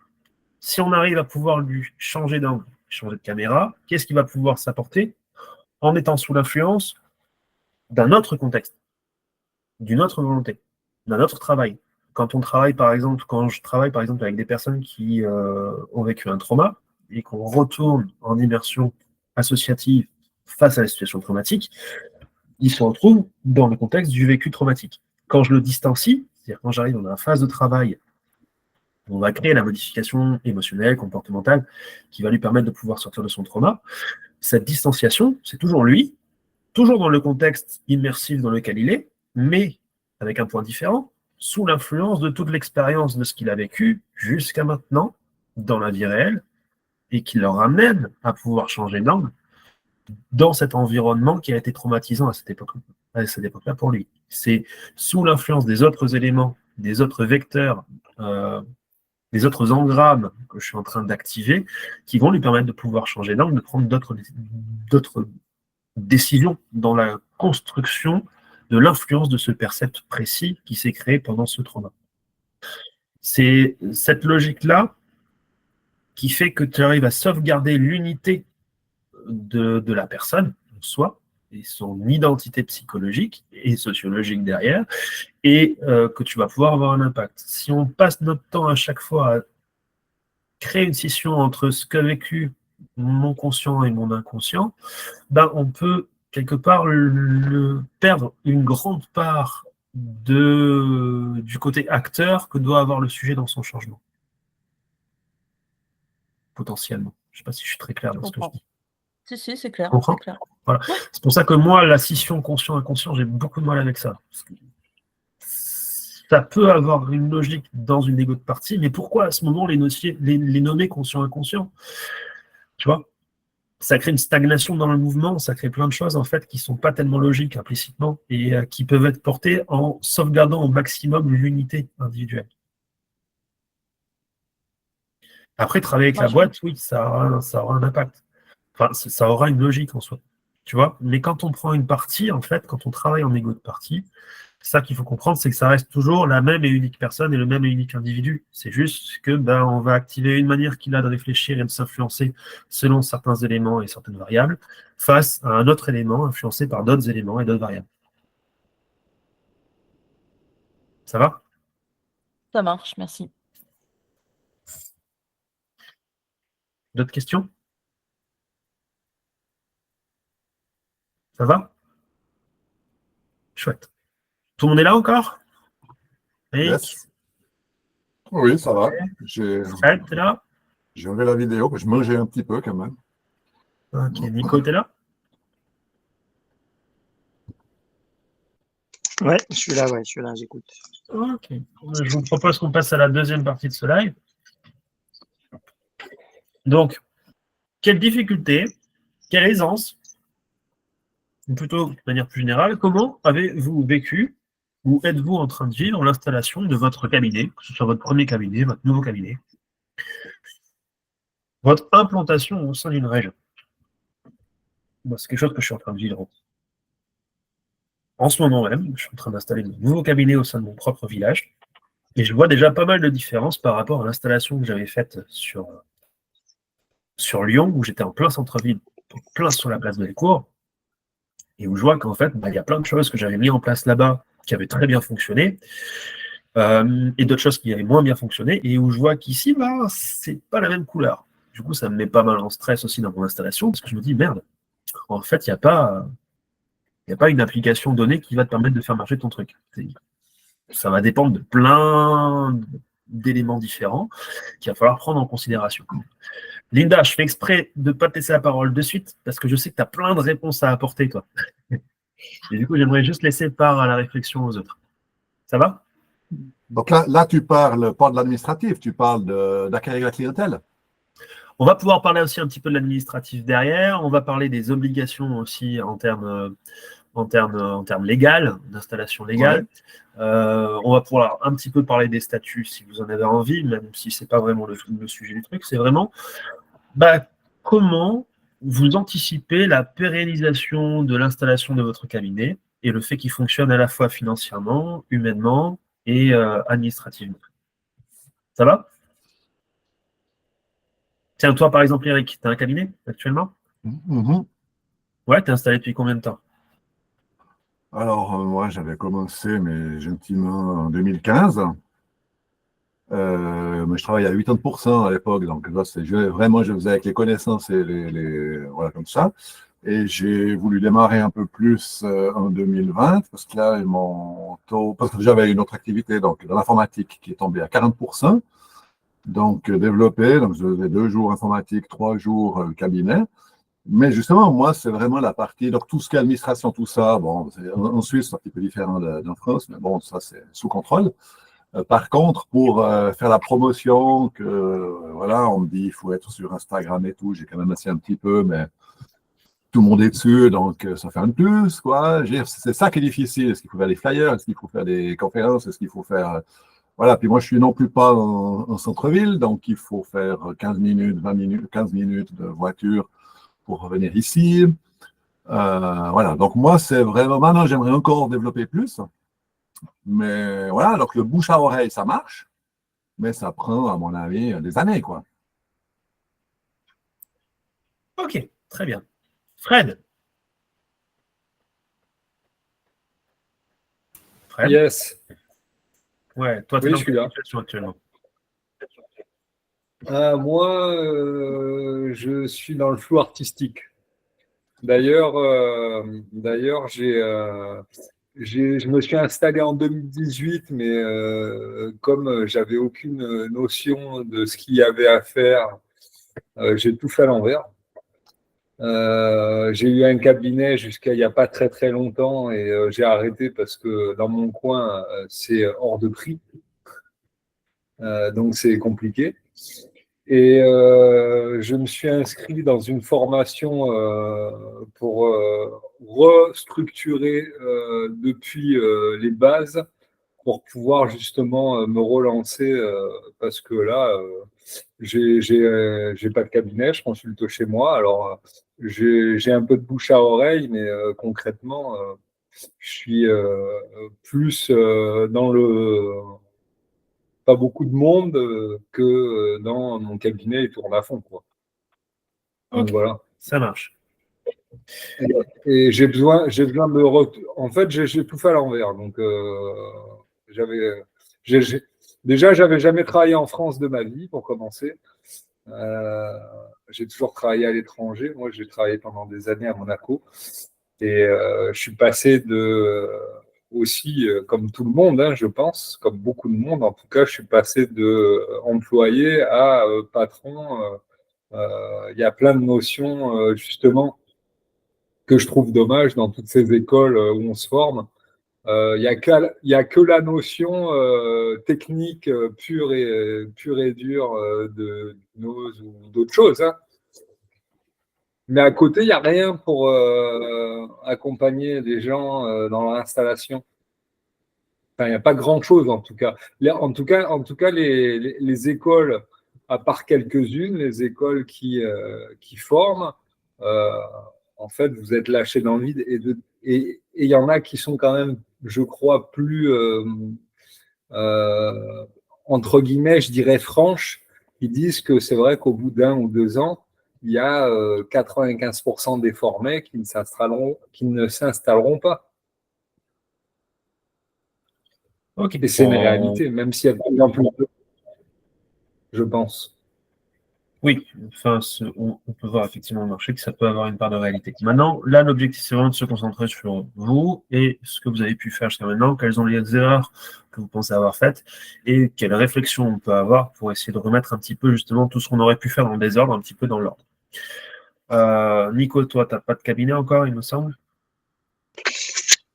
Non, j'ai pas de cabinet, donc j'ai lancé mon activité gestion du stress en entreprise. Je fais des formations et puis là, j'ai repris un poste de professeur de physique-chimie au collège.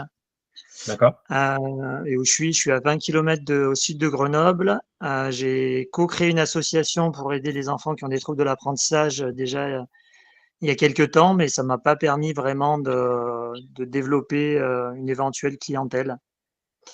Donc voilà, je pense j'ai fait une formation juste avant l'été, Créa 280 avec la chambre de commerce. Donc pendant 2 mois, en fait, on voit un peu toutes les étapes pour la création d'entreprise. C'était assez intéressant. Et après, malheureusement, j'ai eu des gros problèmes. Enfin, il y a eu des problèmes personnels qui ont fait que ça a cassé la dynamique, plus l'été. Et donc, c'est un peu passé à la trappe, quoi. Tout ça, c'est de la culture générale maintenant, mais c'est pas forcément quelque chose que je peux reprendre Mettre en place. facilement, quoi. Ouais, ouais. Ok. Et toi, Sylvie? Toi, tu es bien installée déjà, je me sens. Oui, moi j'ai mon cabinet depuis quelques années. Après, je ne suis pas à 100% sur l'hypnose, hein. J'ai aussi, au contraire, 2 tiers en formation. J'arrive pas à la lâcher, la formation d'ailleurs, hein. Mais bon, j'aimerais réduire quand même un peu. En termes d'action, moi j'avais convié à l'inauguration du cabinet tout ce qui était paramédic, enfin les médecins, kinés, pharmaciens, le vivier local. En l'occurrence, ça m'a jamais ramené qui que ce soit. Mais je sais que bon, j'ai mon réseau, ça crée du lien, les gens savent. Je pense qu'à un moment donné, ils peuvent néanmoins glisser une petite suggestion à des personnes qui verraient.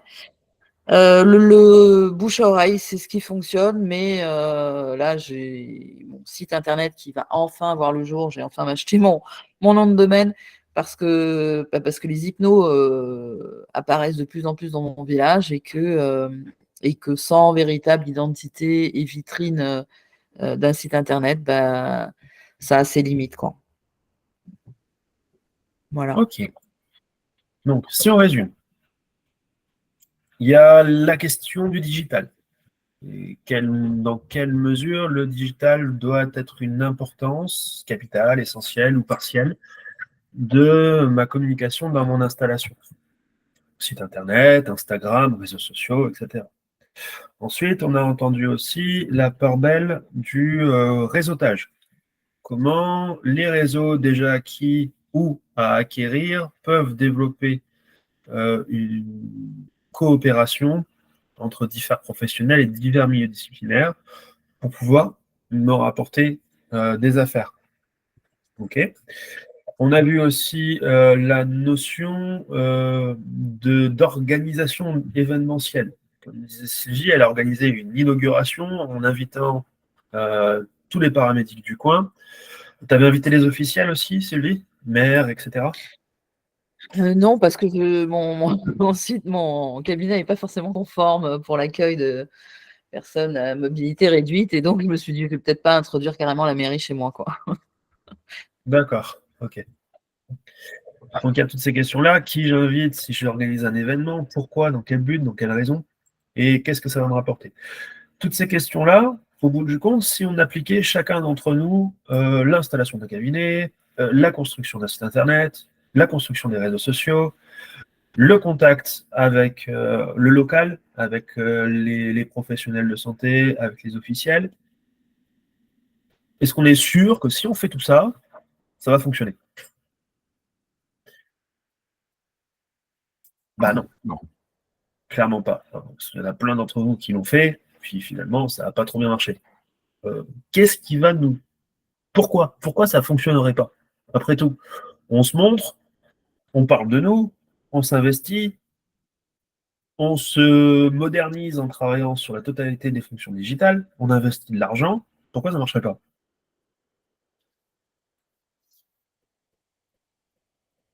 Pourquoi ça n'a pas marché? Il y a tout le contexte à prendre en compte. Est-ce que c'est la culture des gens autour qui sont sensibles à ce genre de pratiques? Combien il y a de pratiquants?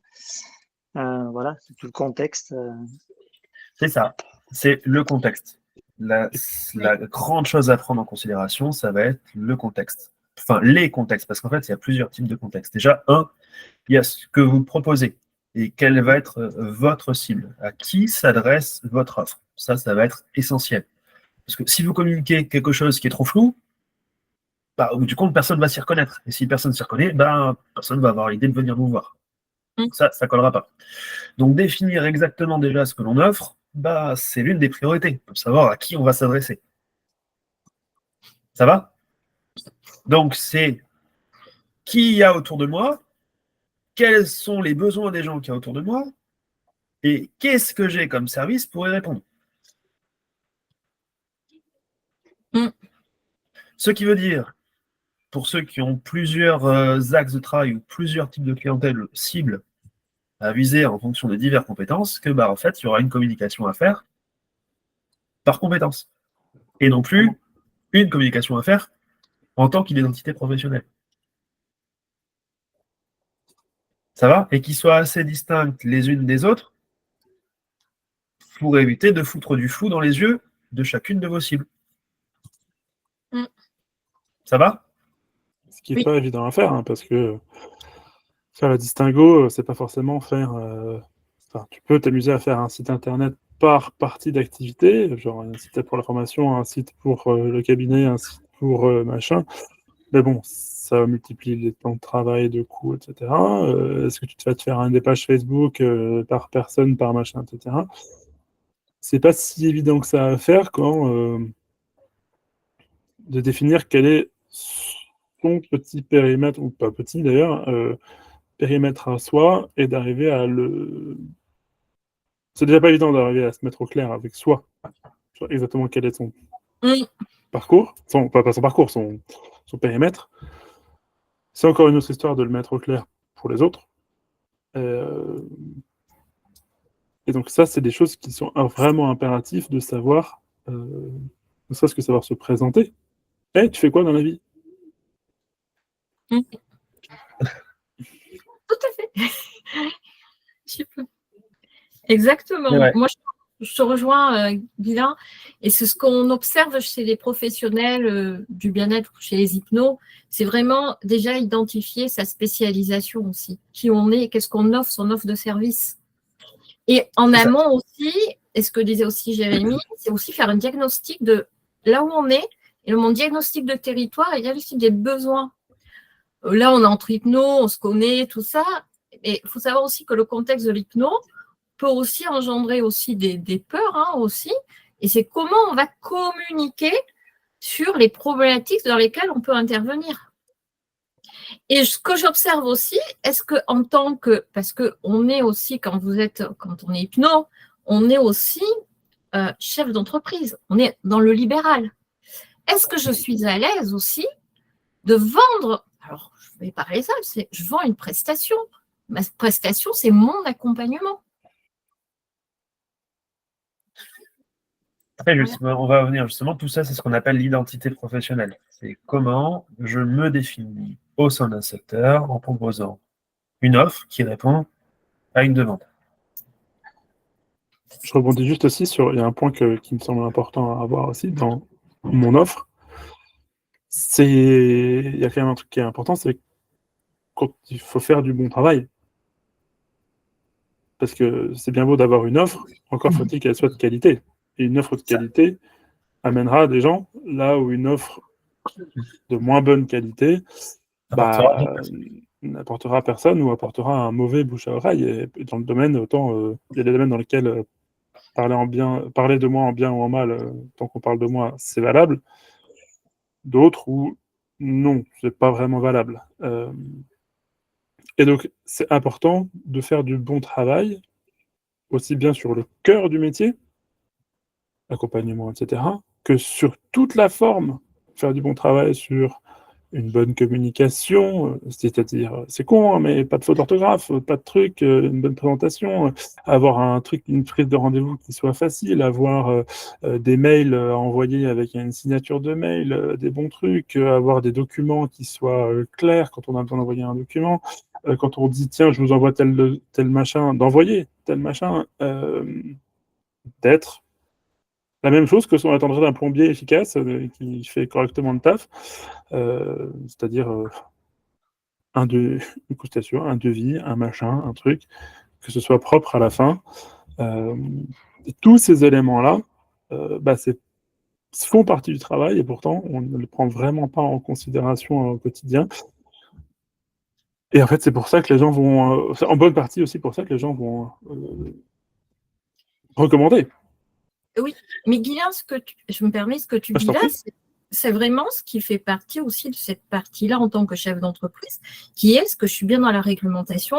Est-ce que j'ai bien fait, comme tu disais, mes devis? C'est tout ça, ça fait une partie aussi de prise de responsabilité que quand on est profession libérale, parce que vous êtes des professionnels libéraux, hein, il y a des processus et des procédures à suivre. Et c'est-à-dire, c'est être clair dans sa comptabilité, dans mon bail professionnel quand je m'installe, dans mon compte bancaire, est-ce que je mélange mon compte bancaire avec mon compte professionnel? Est-ce que je tiens mes livres de recettes, mes livres de dépenses? Voilà, c'est tout ce que parce que c'est pas parce qu'on est libéral qu'on ne rend pas des comptes et que demain on peut être sujet aussi à rendre des comptes si on en a un contrôle. Donc si j'ai un contrôle, est-ce que ma pratique est parce qu'on nous dit aussi d'être un bon professionnel. Alors voilà, c'est aussi ça commence par ça. Et la réglementation aussi, c'est quand on accueille aussi du public. Tout à l'heure, je ne sais pas qui le disait, mais est-ce que mon local est conforme aussi dans la réception du public? Voilà, il y a tous ces éléments-là à prendre en considération avant de s'installer. Clairement. Et bon, ça, c'est toute la partie légale, en quelque sorte, et comment je dois faire attention à tout ce que je fais et ce qui rentre en considération avec ma profession. Il y a aussi un autre point qui va être intéressant et qui est directement lié au premier qu'on avait abordé. C'est une fois que j'ai identifié mon identité professionnelle et que j'ai identifié ma cible en soi, il y a aussi dans quel environnement je suis et dans quel environnement évolue ma cible. Parce que avoir la même cible dans deux environnements différents, ça va nous inviter à suivre deux stratégies différentes. Là, par exemple, je passe de Lyon, donc un environnement ultra urbain, ultra dynamique, ultra professionnel, et avec une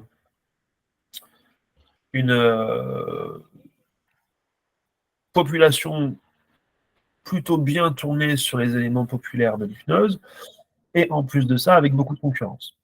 Okay. Et là, je change de secteur, je passe dans un secteur avec la même cible, en termes de clientèle, avec les mêmes spécialités, avec la même identité professionnelle, mais au sein d'un petit village, où on est 1200 habitants, où il y a une caserne militaire juste à côté avec 5000 personnes, et dans une zone ultra-rurale.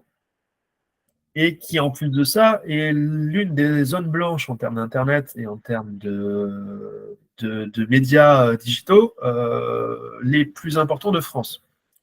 Du coup, bah, j'ai tous mes repères, moi, en termes de communication de mon identité qui vont devoir changer.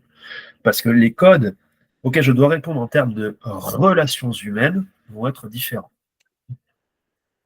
Et donc là, je ne pourrais pas miser sur la même chose.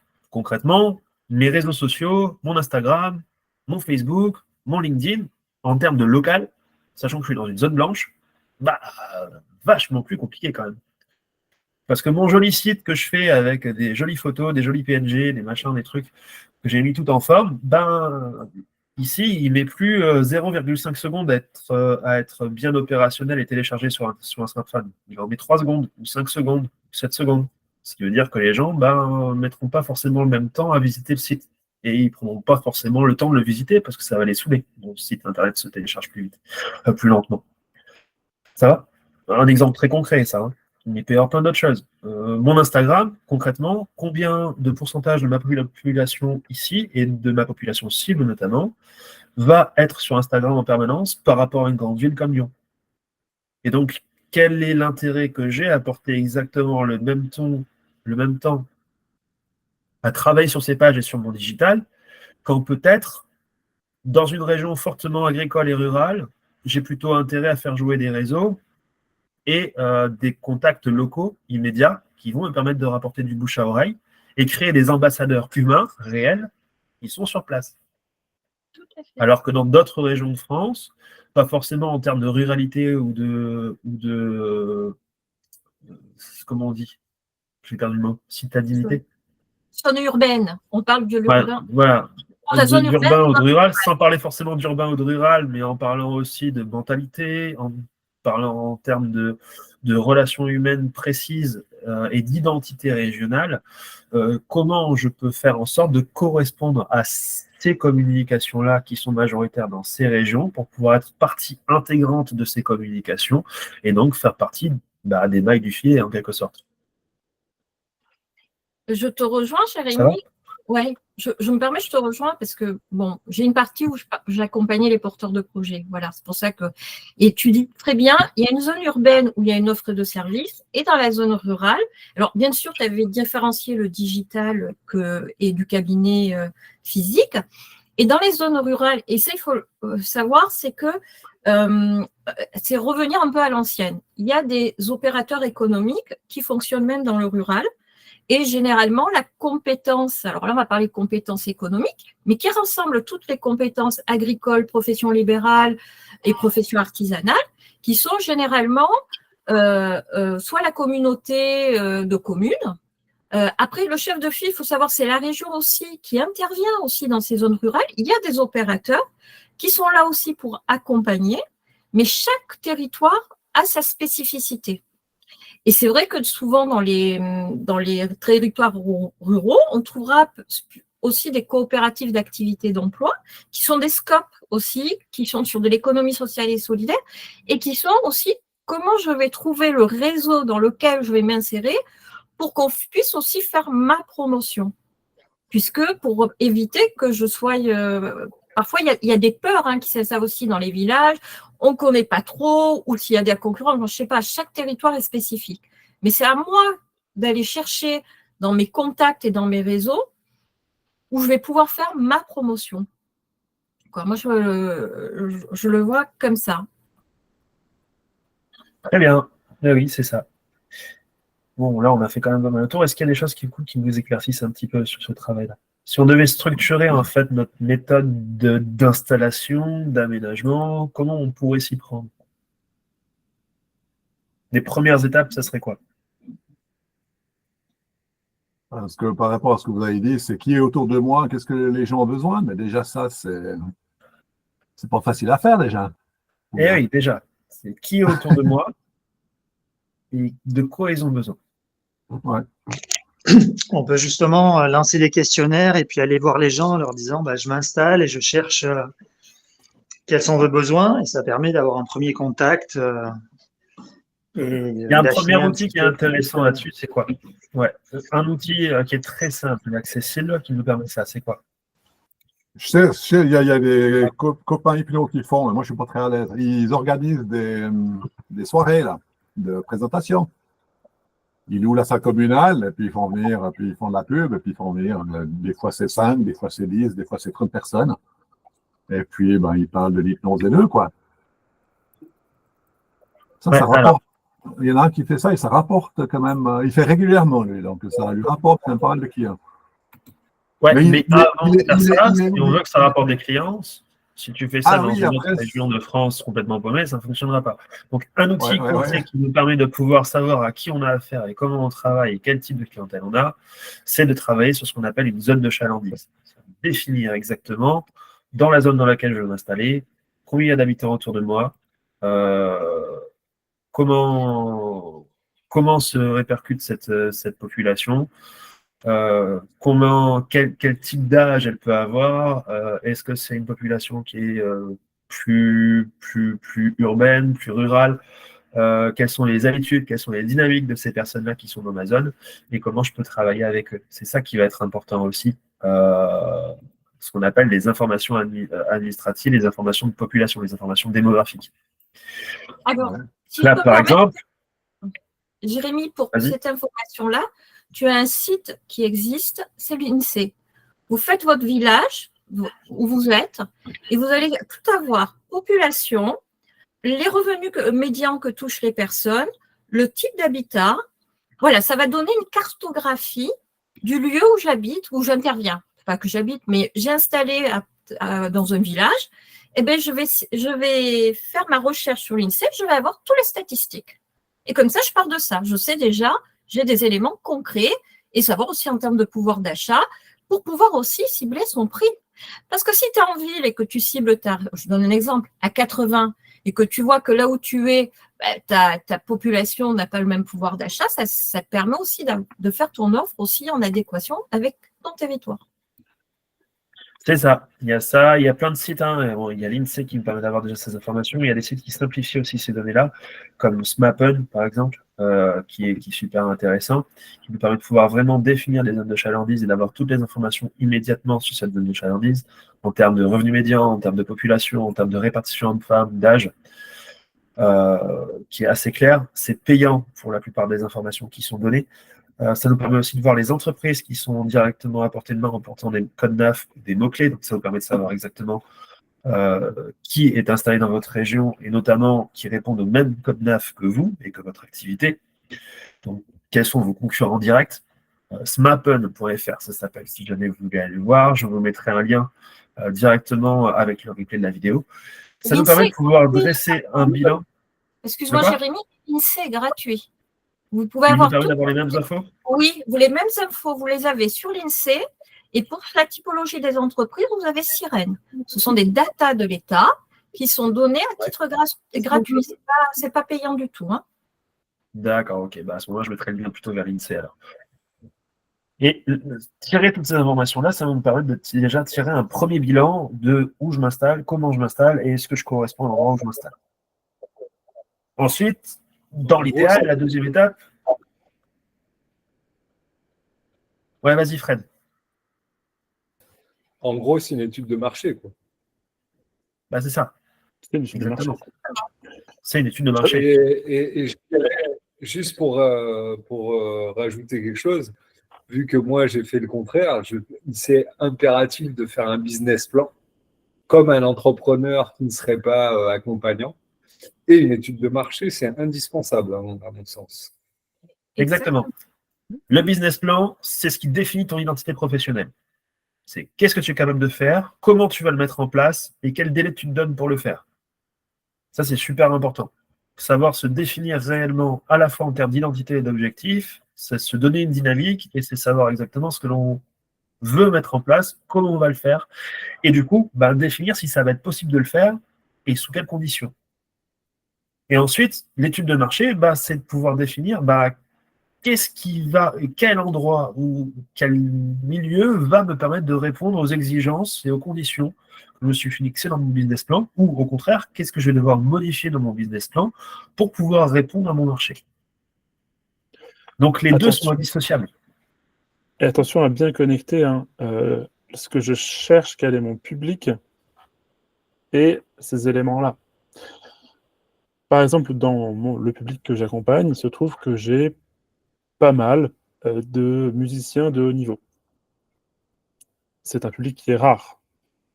Je m'en fous de savoir si la ville dans laquelle j'habite accueille beaucoup de musiciens de haut niveau, parce que non, par définition, C'est rare. c'est rare, en tout cas à leur niveau. Par contre, ça veut dire que ces musiciens de haut niveau, bah, potentiellement, ils viennent de loin. En l'occurrence, moi je suis sur Strasbourg, j'en ai qui viennent de Suisse, d'Allemagne, des Pays-Bas, de Paris, etc. Par contre, de là, ce qui m'intéresse, c'est pas de savoir est-ce que je nais dans la région, c'est de savoir est-ce que je suis rejoignable. Et en l'occurrence, bah, j'ai mon cabinet on peut venir de mon cabinet en tramway depuis la gare, je suis sur les autoroutes, bah, tout ce côté-là fait que j'ai des gens qui sont capables de venir de plus loin. Je serai simplement un peu plus à la campagne, ça veut dire que bah, les gens sont obligés d'avoir une voiture pour rejoindre le cabinet. C'est des petits détails à la con, mais C'est ça. Moi, par exemple, par contre, si j'avais pas ce public-là, alors j'ai pas ouvert le cabinet en disant que j'allais ouvrir ce public-là, il est venu par la suite. Mais si je ciblais que ce public-là, bah, il faudra en prendre en considération.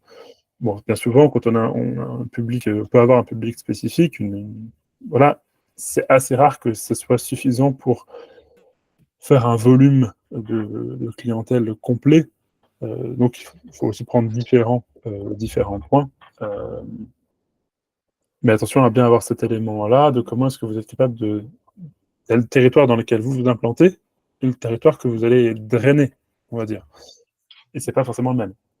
Et Guylain, ce que tu dis exactement, et souvent il faut se pencher puisque les collectivités dans lesquelles vous travaillez, généralement, ce que tu dis, c'est du marketing territorial, où on a les infrastructures, les réseaux, tout ça. Et généralement, des études, elles en font, qui sont accessibles aussi. Il faut pas hésiter à demander parce qu'on ne va pas refaire l'eau chaude. Et généralement, ces études-là sont faites, les transports en commun, tout ça. Et ça fait partie aussi de ce que tu dis exactement, le marketing territorial, en plus du business plan.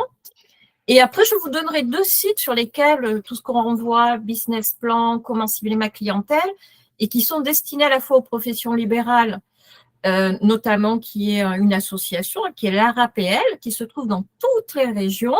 Vous pouvez y aller sur leur site, vous avez des documents aussi, et vous avez aussi BPI France, avec toutes les étapes de la création et installation. Donc, vous suivez tout, voilà. Et troisièmement, et j'en finirai là, vous avez aussi des réseaux d'accompagnement, généralement qu'on méconnaît. Alors, je sais pas, je crois que c'était Frédéric qui me parlait au niveau de Nice.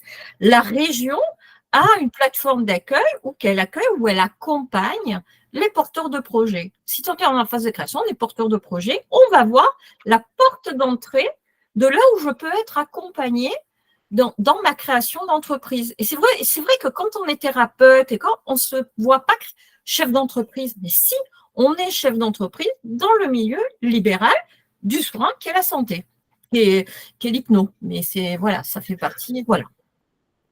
Donc, on résume. On a identifié notre business plan, on sait exactement quelle identité pro on a envie de faire et on a envie de tenir et ce que l'on a envie de faire.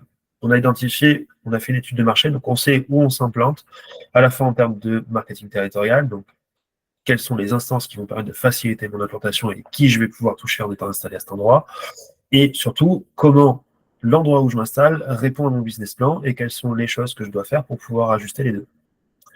Un exemple qu'a donné Guilain, c'était très bien pour les musiciens. Moi, un exemple qui est très concret aussi, c'est que je suis hypno connu comme spécialisé dans les milieux des traumas ou dans la gestion de la douleur en milieu urgent. Concrètement, ma cible première, ce sont les personnes atteintes de trauma qui, en général, me sont ramenées par le biais du bouche à oreille, par des hypnos qui n'ont pas su prendre en charge et qui on m'a envoyé directement, ou par des médecins et des psychologues qui sont dans le même cas. Donc j'ai des gens qui viennent de très loin, majoritairement des gens qui sont prêts à faire 150 à 200 km en moyenne pour venir me voir aller. Donc il me fallait un endroit qui soit particulièrement bien desservi. Lyon paraissait super bien. Pour autant, Lyon est une grande métropole où le moindre trajet, même en train, devient difficile. Parce que ça multiplie les trajets en transport en commun et où le trajet devient vite très long. En m'installant dans l'Ain, j'ai l'opportunité d'avoir une autoroute à portée de main qui redistribue à 1 heure la totalité de la région Rhône-Alpes et de la Suisse. J'ai les trains, de la même manière, et j'ai un lieu qui est beaucoup plus calme et beaucoup plus propice à recevoir sans devoir se taper des bouchons ou des parkings payants. Donc, en soi, la structure territoriale répond plus à la clientèle que je peux avoir jusqu'à maintenant. Donc, ça me permet de pouvoir reconstruire tout ça. Ensuite, il y a la communication. Comment, une fois que j'ai choisi où je m'intègre, et là, ce que j'ai envie de proposer, parce que ça répond aux besoins, comment je le communique? Ben, ça, c'est pareil. Ça va être en fonction de la région dans laquelle je m'installe. Dire que les réseaux sociaux et le domaine digital, c'est l'avenir de demain, bien sûr que ça l'est. Mais pas que. C'est-à-dire que ce n'est pas la seule solution. Et que travailler que sur du virtuel et du digital ne suffit pas à pouvoir développer un marché dans la plupart des cas. Parce qu'on n'est pas tous citadins et qu'on n'a pas tous forcément une hyper connectivité. Et qu'en fonction de là où vous allez vous installer, tout miser sur le digital, ben, c'est peut-être aussi un peu vous casser les dents. Et retourner un petit peu aux techniques plus anciennes, du porte-à-porte, du distribution de cartes de visite, de la distribution d'invitations, de l'organisation d'événements spécifiques et locaux. C'est ce qui va aussi vous permettre de vous faire connaître en fonction de l'endroit où vous vous installez. Concrètement, moi, dans mon petit village, en voyant la solidarité qu'il y a entre la mairie, les administrations publiques et les professionnels et les commerçants privés, où notamment ils défendent le fait de mettre en concurrence directe deux commerçants. Genre, il n'y aura jamais deux coiffeurs au sein de mon village, il n'y aura jamais deux pharmaciens au sein de mon village, il n'y aura toujours que un. Avec cette volonté de pouvoir avoir une structure d'entraide et de solidarité, concrètement, j'ai tout avisé à travailler sur ce réseau-là et à faire partie intégrante de ce réseau en appuyant le fait que je ne suis pas là pour représenter une concurrence, mais pour représenter un marché complémentaire à celui qui existe déjà. Donc il va falloir que je travaille ma communication différemment et que je travaille notamment avec ceux qui sont déjà en place pour qu'ils deviennent des ambassadeurs de mon marché. Chose qui ne fonctionnerait pas forcément en plein milieu de Lyon sur la place Bellecour, où la concurrence est ultra présente et où j'aurais tout à perdre à trop exposer ma façon de travailler, à trop exposer le discours que je pourrais tenir dans mon village par rapport à celui que je pourrais tenir à Lyon.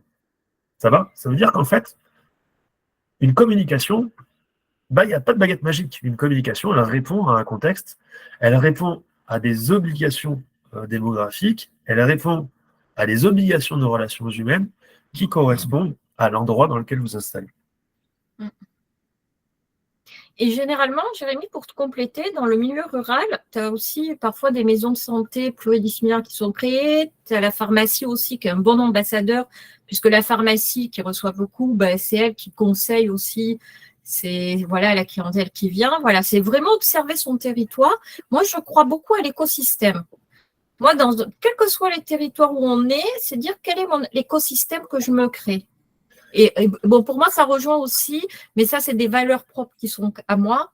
Je crois beaucoup en l'économie sociale et solidaire, c'est-à-dire les réseaux, dans quelles valeurs je m'inscris, dans quelle déontologie, parce qu'au-delà d'être professionnel, et tout à l'heure, tu le disais, Guilain, c'est quelle est la qualité. Et moi, je crois beaucoup au réseau, mais au réseau aussi d'un territoire, mais au réseau aussi de qui on est, puisque voilà, il y a des spécialisations, Jérémy est dans le trauma, toi, tu es dans les... Et c'est aussi demain, comment reconnaître jusqu'où on peut aller pour pouvoir aussi redonner à d'autres hypnos, parce qu'ils sont spécialisés, reconnaître jusqu'où on peut aller. Et c'est aussi, ça renvoie aussi à une profession qui se structure aussi, qui va pas à tout va, mais qui a un sens logique pour moi. Alors, on est hypno, mais on va pas partout, quoi. Voilà, moi, C'est ça, c'est qu'il faut toujours garder en tête, quelle que soit la communication que vous mettez en place, quelle est votre identité. Ça reste le socle de base et les fondamentaux, c'est qui je suis, qu'est-ce que je propose et à qui ça s'adresse. Ça ne va pas trop s'étaler non plus et à pouvoir être reconnu facilement comme un professionnel qui propose telle solution, tel service, tel produit. Concrètement, si vous vendez des cigarettes, vous n'avez aucun intérêt, si vous êtes un tabac que vous vendez des cigarettes, vous n'avez pratiquement aucun intérêt à vendre des patchs nicotine ou à créer une pharmacie juste à côté. ça va plus correspondre et ça va créer des flous. Donc, restez fidèle à votre identité professionnelle et à ce que vous vendez. Et parce que oui, vous vendez un produit, quoi qu'il arrive, même si c'est un service, vous vendez un service, vous êtes des vendeurs et vous devez vous faire à ça. Après, pour ça, il y a plein de gens qui sont hyper doués dans le milieu de l'accompagnement des thérapeutes. Hein. Il y a des super coachs qui savent vous emmener à identifier votre identité professionnelle, qui savent vous emmener à développer votre marché. Je pense à Jean-Pierre Chaudot, je pense à Laurent Bertin, qui se respécialise notamment là-dedans. Il ne faut pas hésiter à aller les voir et à leur demander leur avis. Hein. Ils sont hyper ouverts et hyper généreux. Et avant même de pouvoir se lancer sur des suivis payants avec eux, ils sauront déjà vous apporter plein de conseils hyper judicieux. Il suffit de les contacter.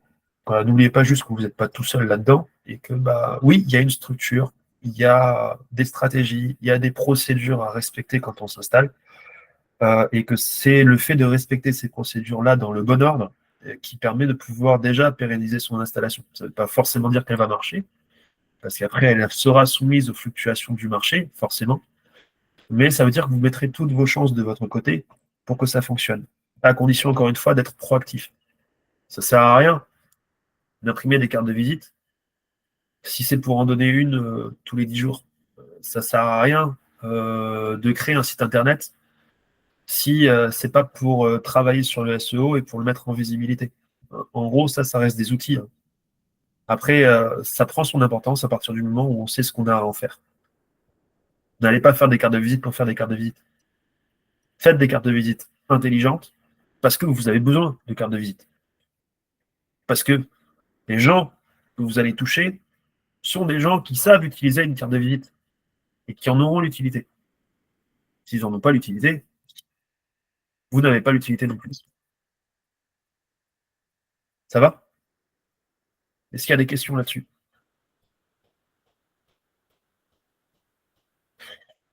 Chouette. Écoutez, c'était un nouveau live ensemble, qui était bien riche, je trouve. Plein de choses dedans. Merci notamment Linda pour toutes les infos que tu nous as apportées. N'hésite pas à poster sur le flux du Lab des praticiens directement toutes les infos que tu nous as partagées avec les différents liens, si tu le veux bien, de façon à ce que ça puisse donner des billes à tout le monde. Voilà, petit tour de table rapide pour savoir ce que vous avez pensé du live. Fred. Yes. Oui. C'était comment ce live pour toi?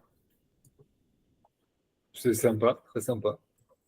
Comme toujours, avec un sujet différent chaque fois et un regard différent du fait qu'on soit plusieurs, donc c'est parfait. Chouette, cool. Eric. Par contre, j'ai une idée pour toi pour ton installation. Tu te déguises en paysan et tu roules en tracteur. C'est la mode en ce moment, il paraît. Ouais, mais ça collerait pas à mon marché. Je vends pas du tomates, malheureusement. Grand respect pour ces gens-là et pour la galère qu'ils vivent. Mais... Ouais. Très bien. Eric, c'est comment ça? Moi, c'était ma première participation. Merci pour l'invitation. Moi, j'ai bien aimé l'analyse de la séance de Sylvain, je crois, là. C'est surtout de voir tout ce que tu proposes, ce que les autres proposent. Ça enrichit ce que moi j'aurais pensé ou ce que Sylvain a fait, d'avoir vraiment différents avis. Je trouve ça vraiment génial, quoi. Et puis après, de mettre ça en pratique. Donc, vraiment, la première partie, super. Et puis, le thème de l'installation, je savais, j'ai noté toutes les étapes, là. Je savais que l'identité professionnelle, je dois travailler dessus. Je savais globalement déjà où je devais travailler dessus, ça m'a confirmé que je dois vraiment le faire. Donc, je vais le faire. Chouette, c'est cool si ça apporte des billes. Ouais. Linda. Pour moi, oui, l'analyse et la pratique, et je remercie Sylvain parce que même si, ça a été vraiment intéressant pour moi parce que je me dis, ça renvoie aussi, ça fait écho en moi aussi à un moment donné, de toujours mettre le sujet, c'est lui qui sait tout. Et c'est comment moi, en tant que professionnel, je vais l'amener à à toujours être responsable et à trouver ses propres solutions. C'est toujours cette ligne pour moi qui me questionne et toujours d'être dans ce respect-là, voilà, de ne pas influencer.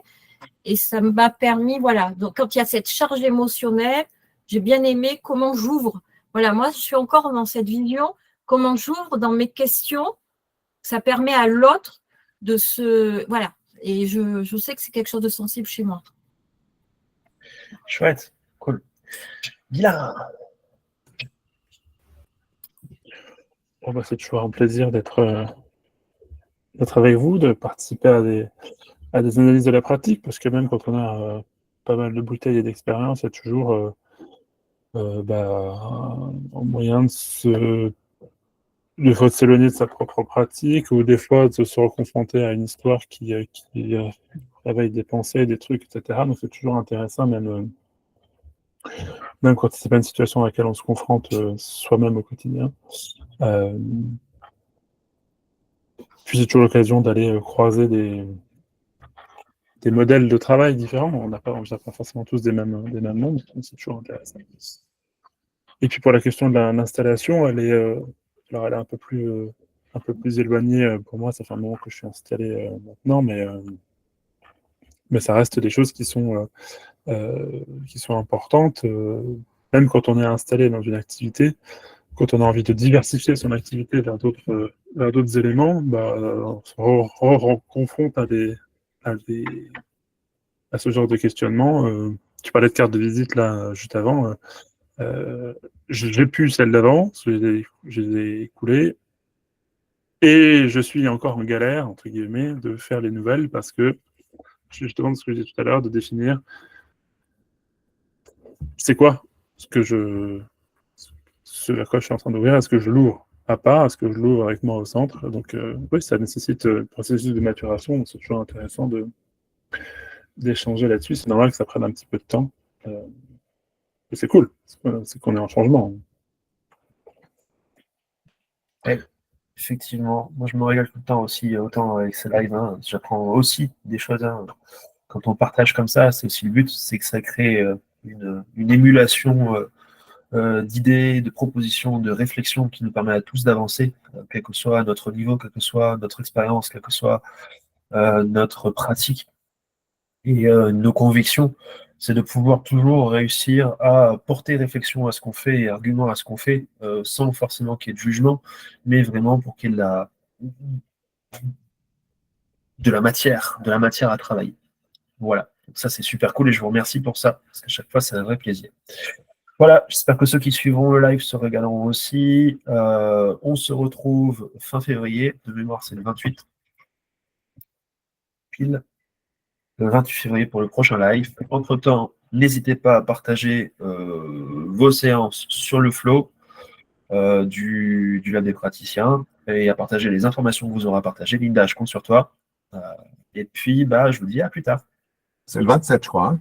Merci. C'est le mardi 27, toujours. Hein. Mardi 27, c'est ça. Ouais, ok.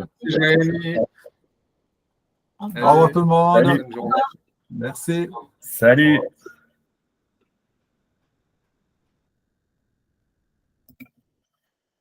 Attends, je coupe l'enregistrement.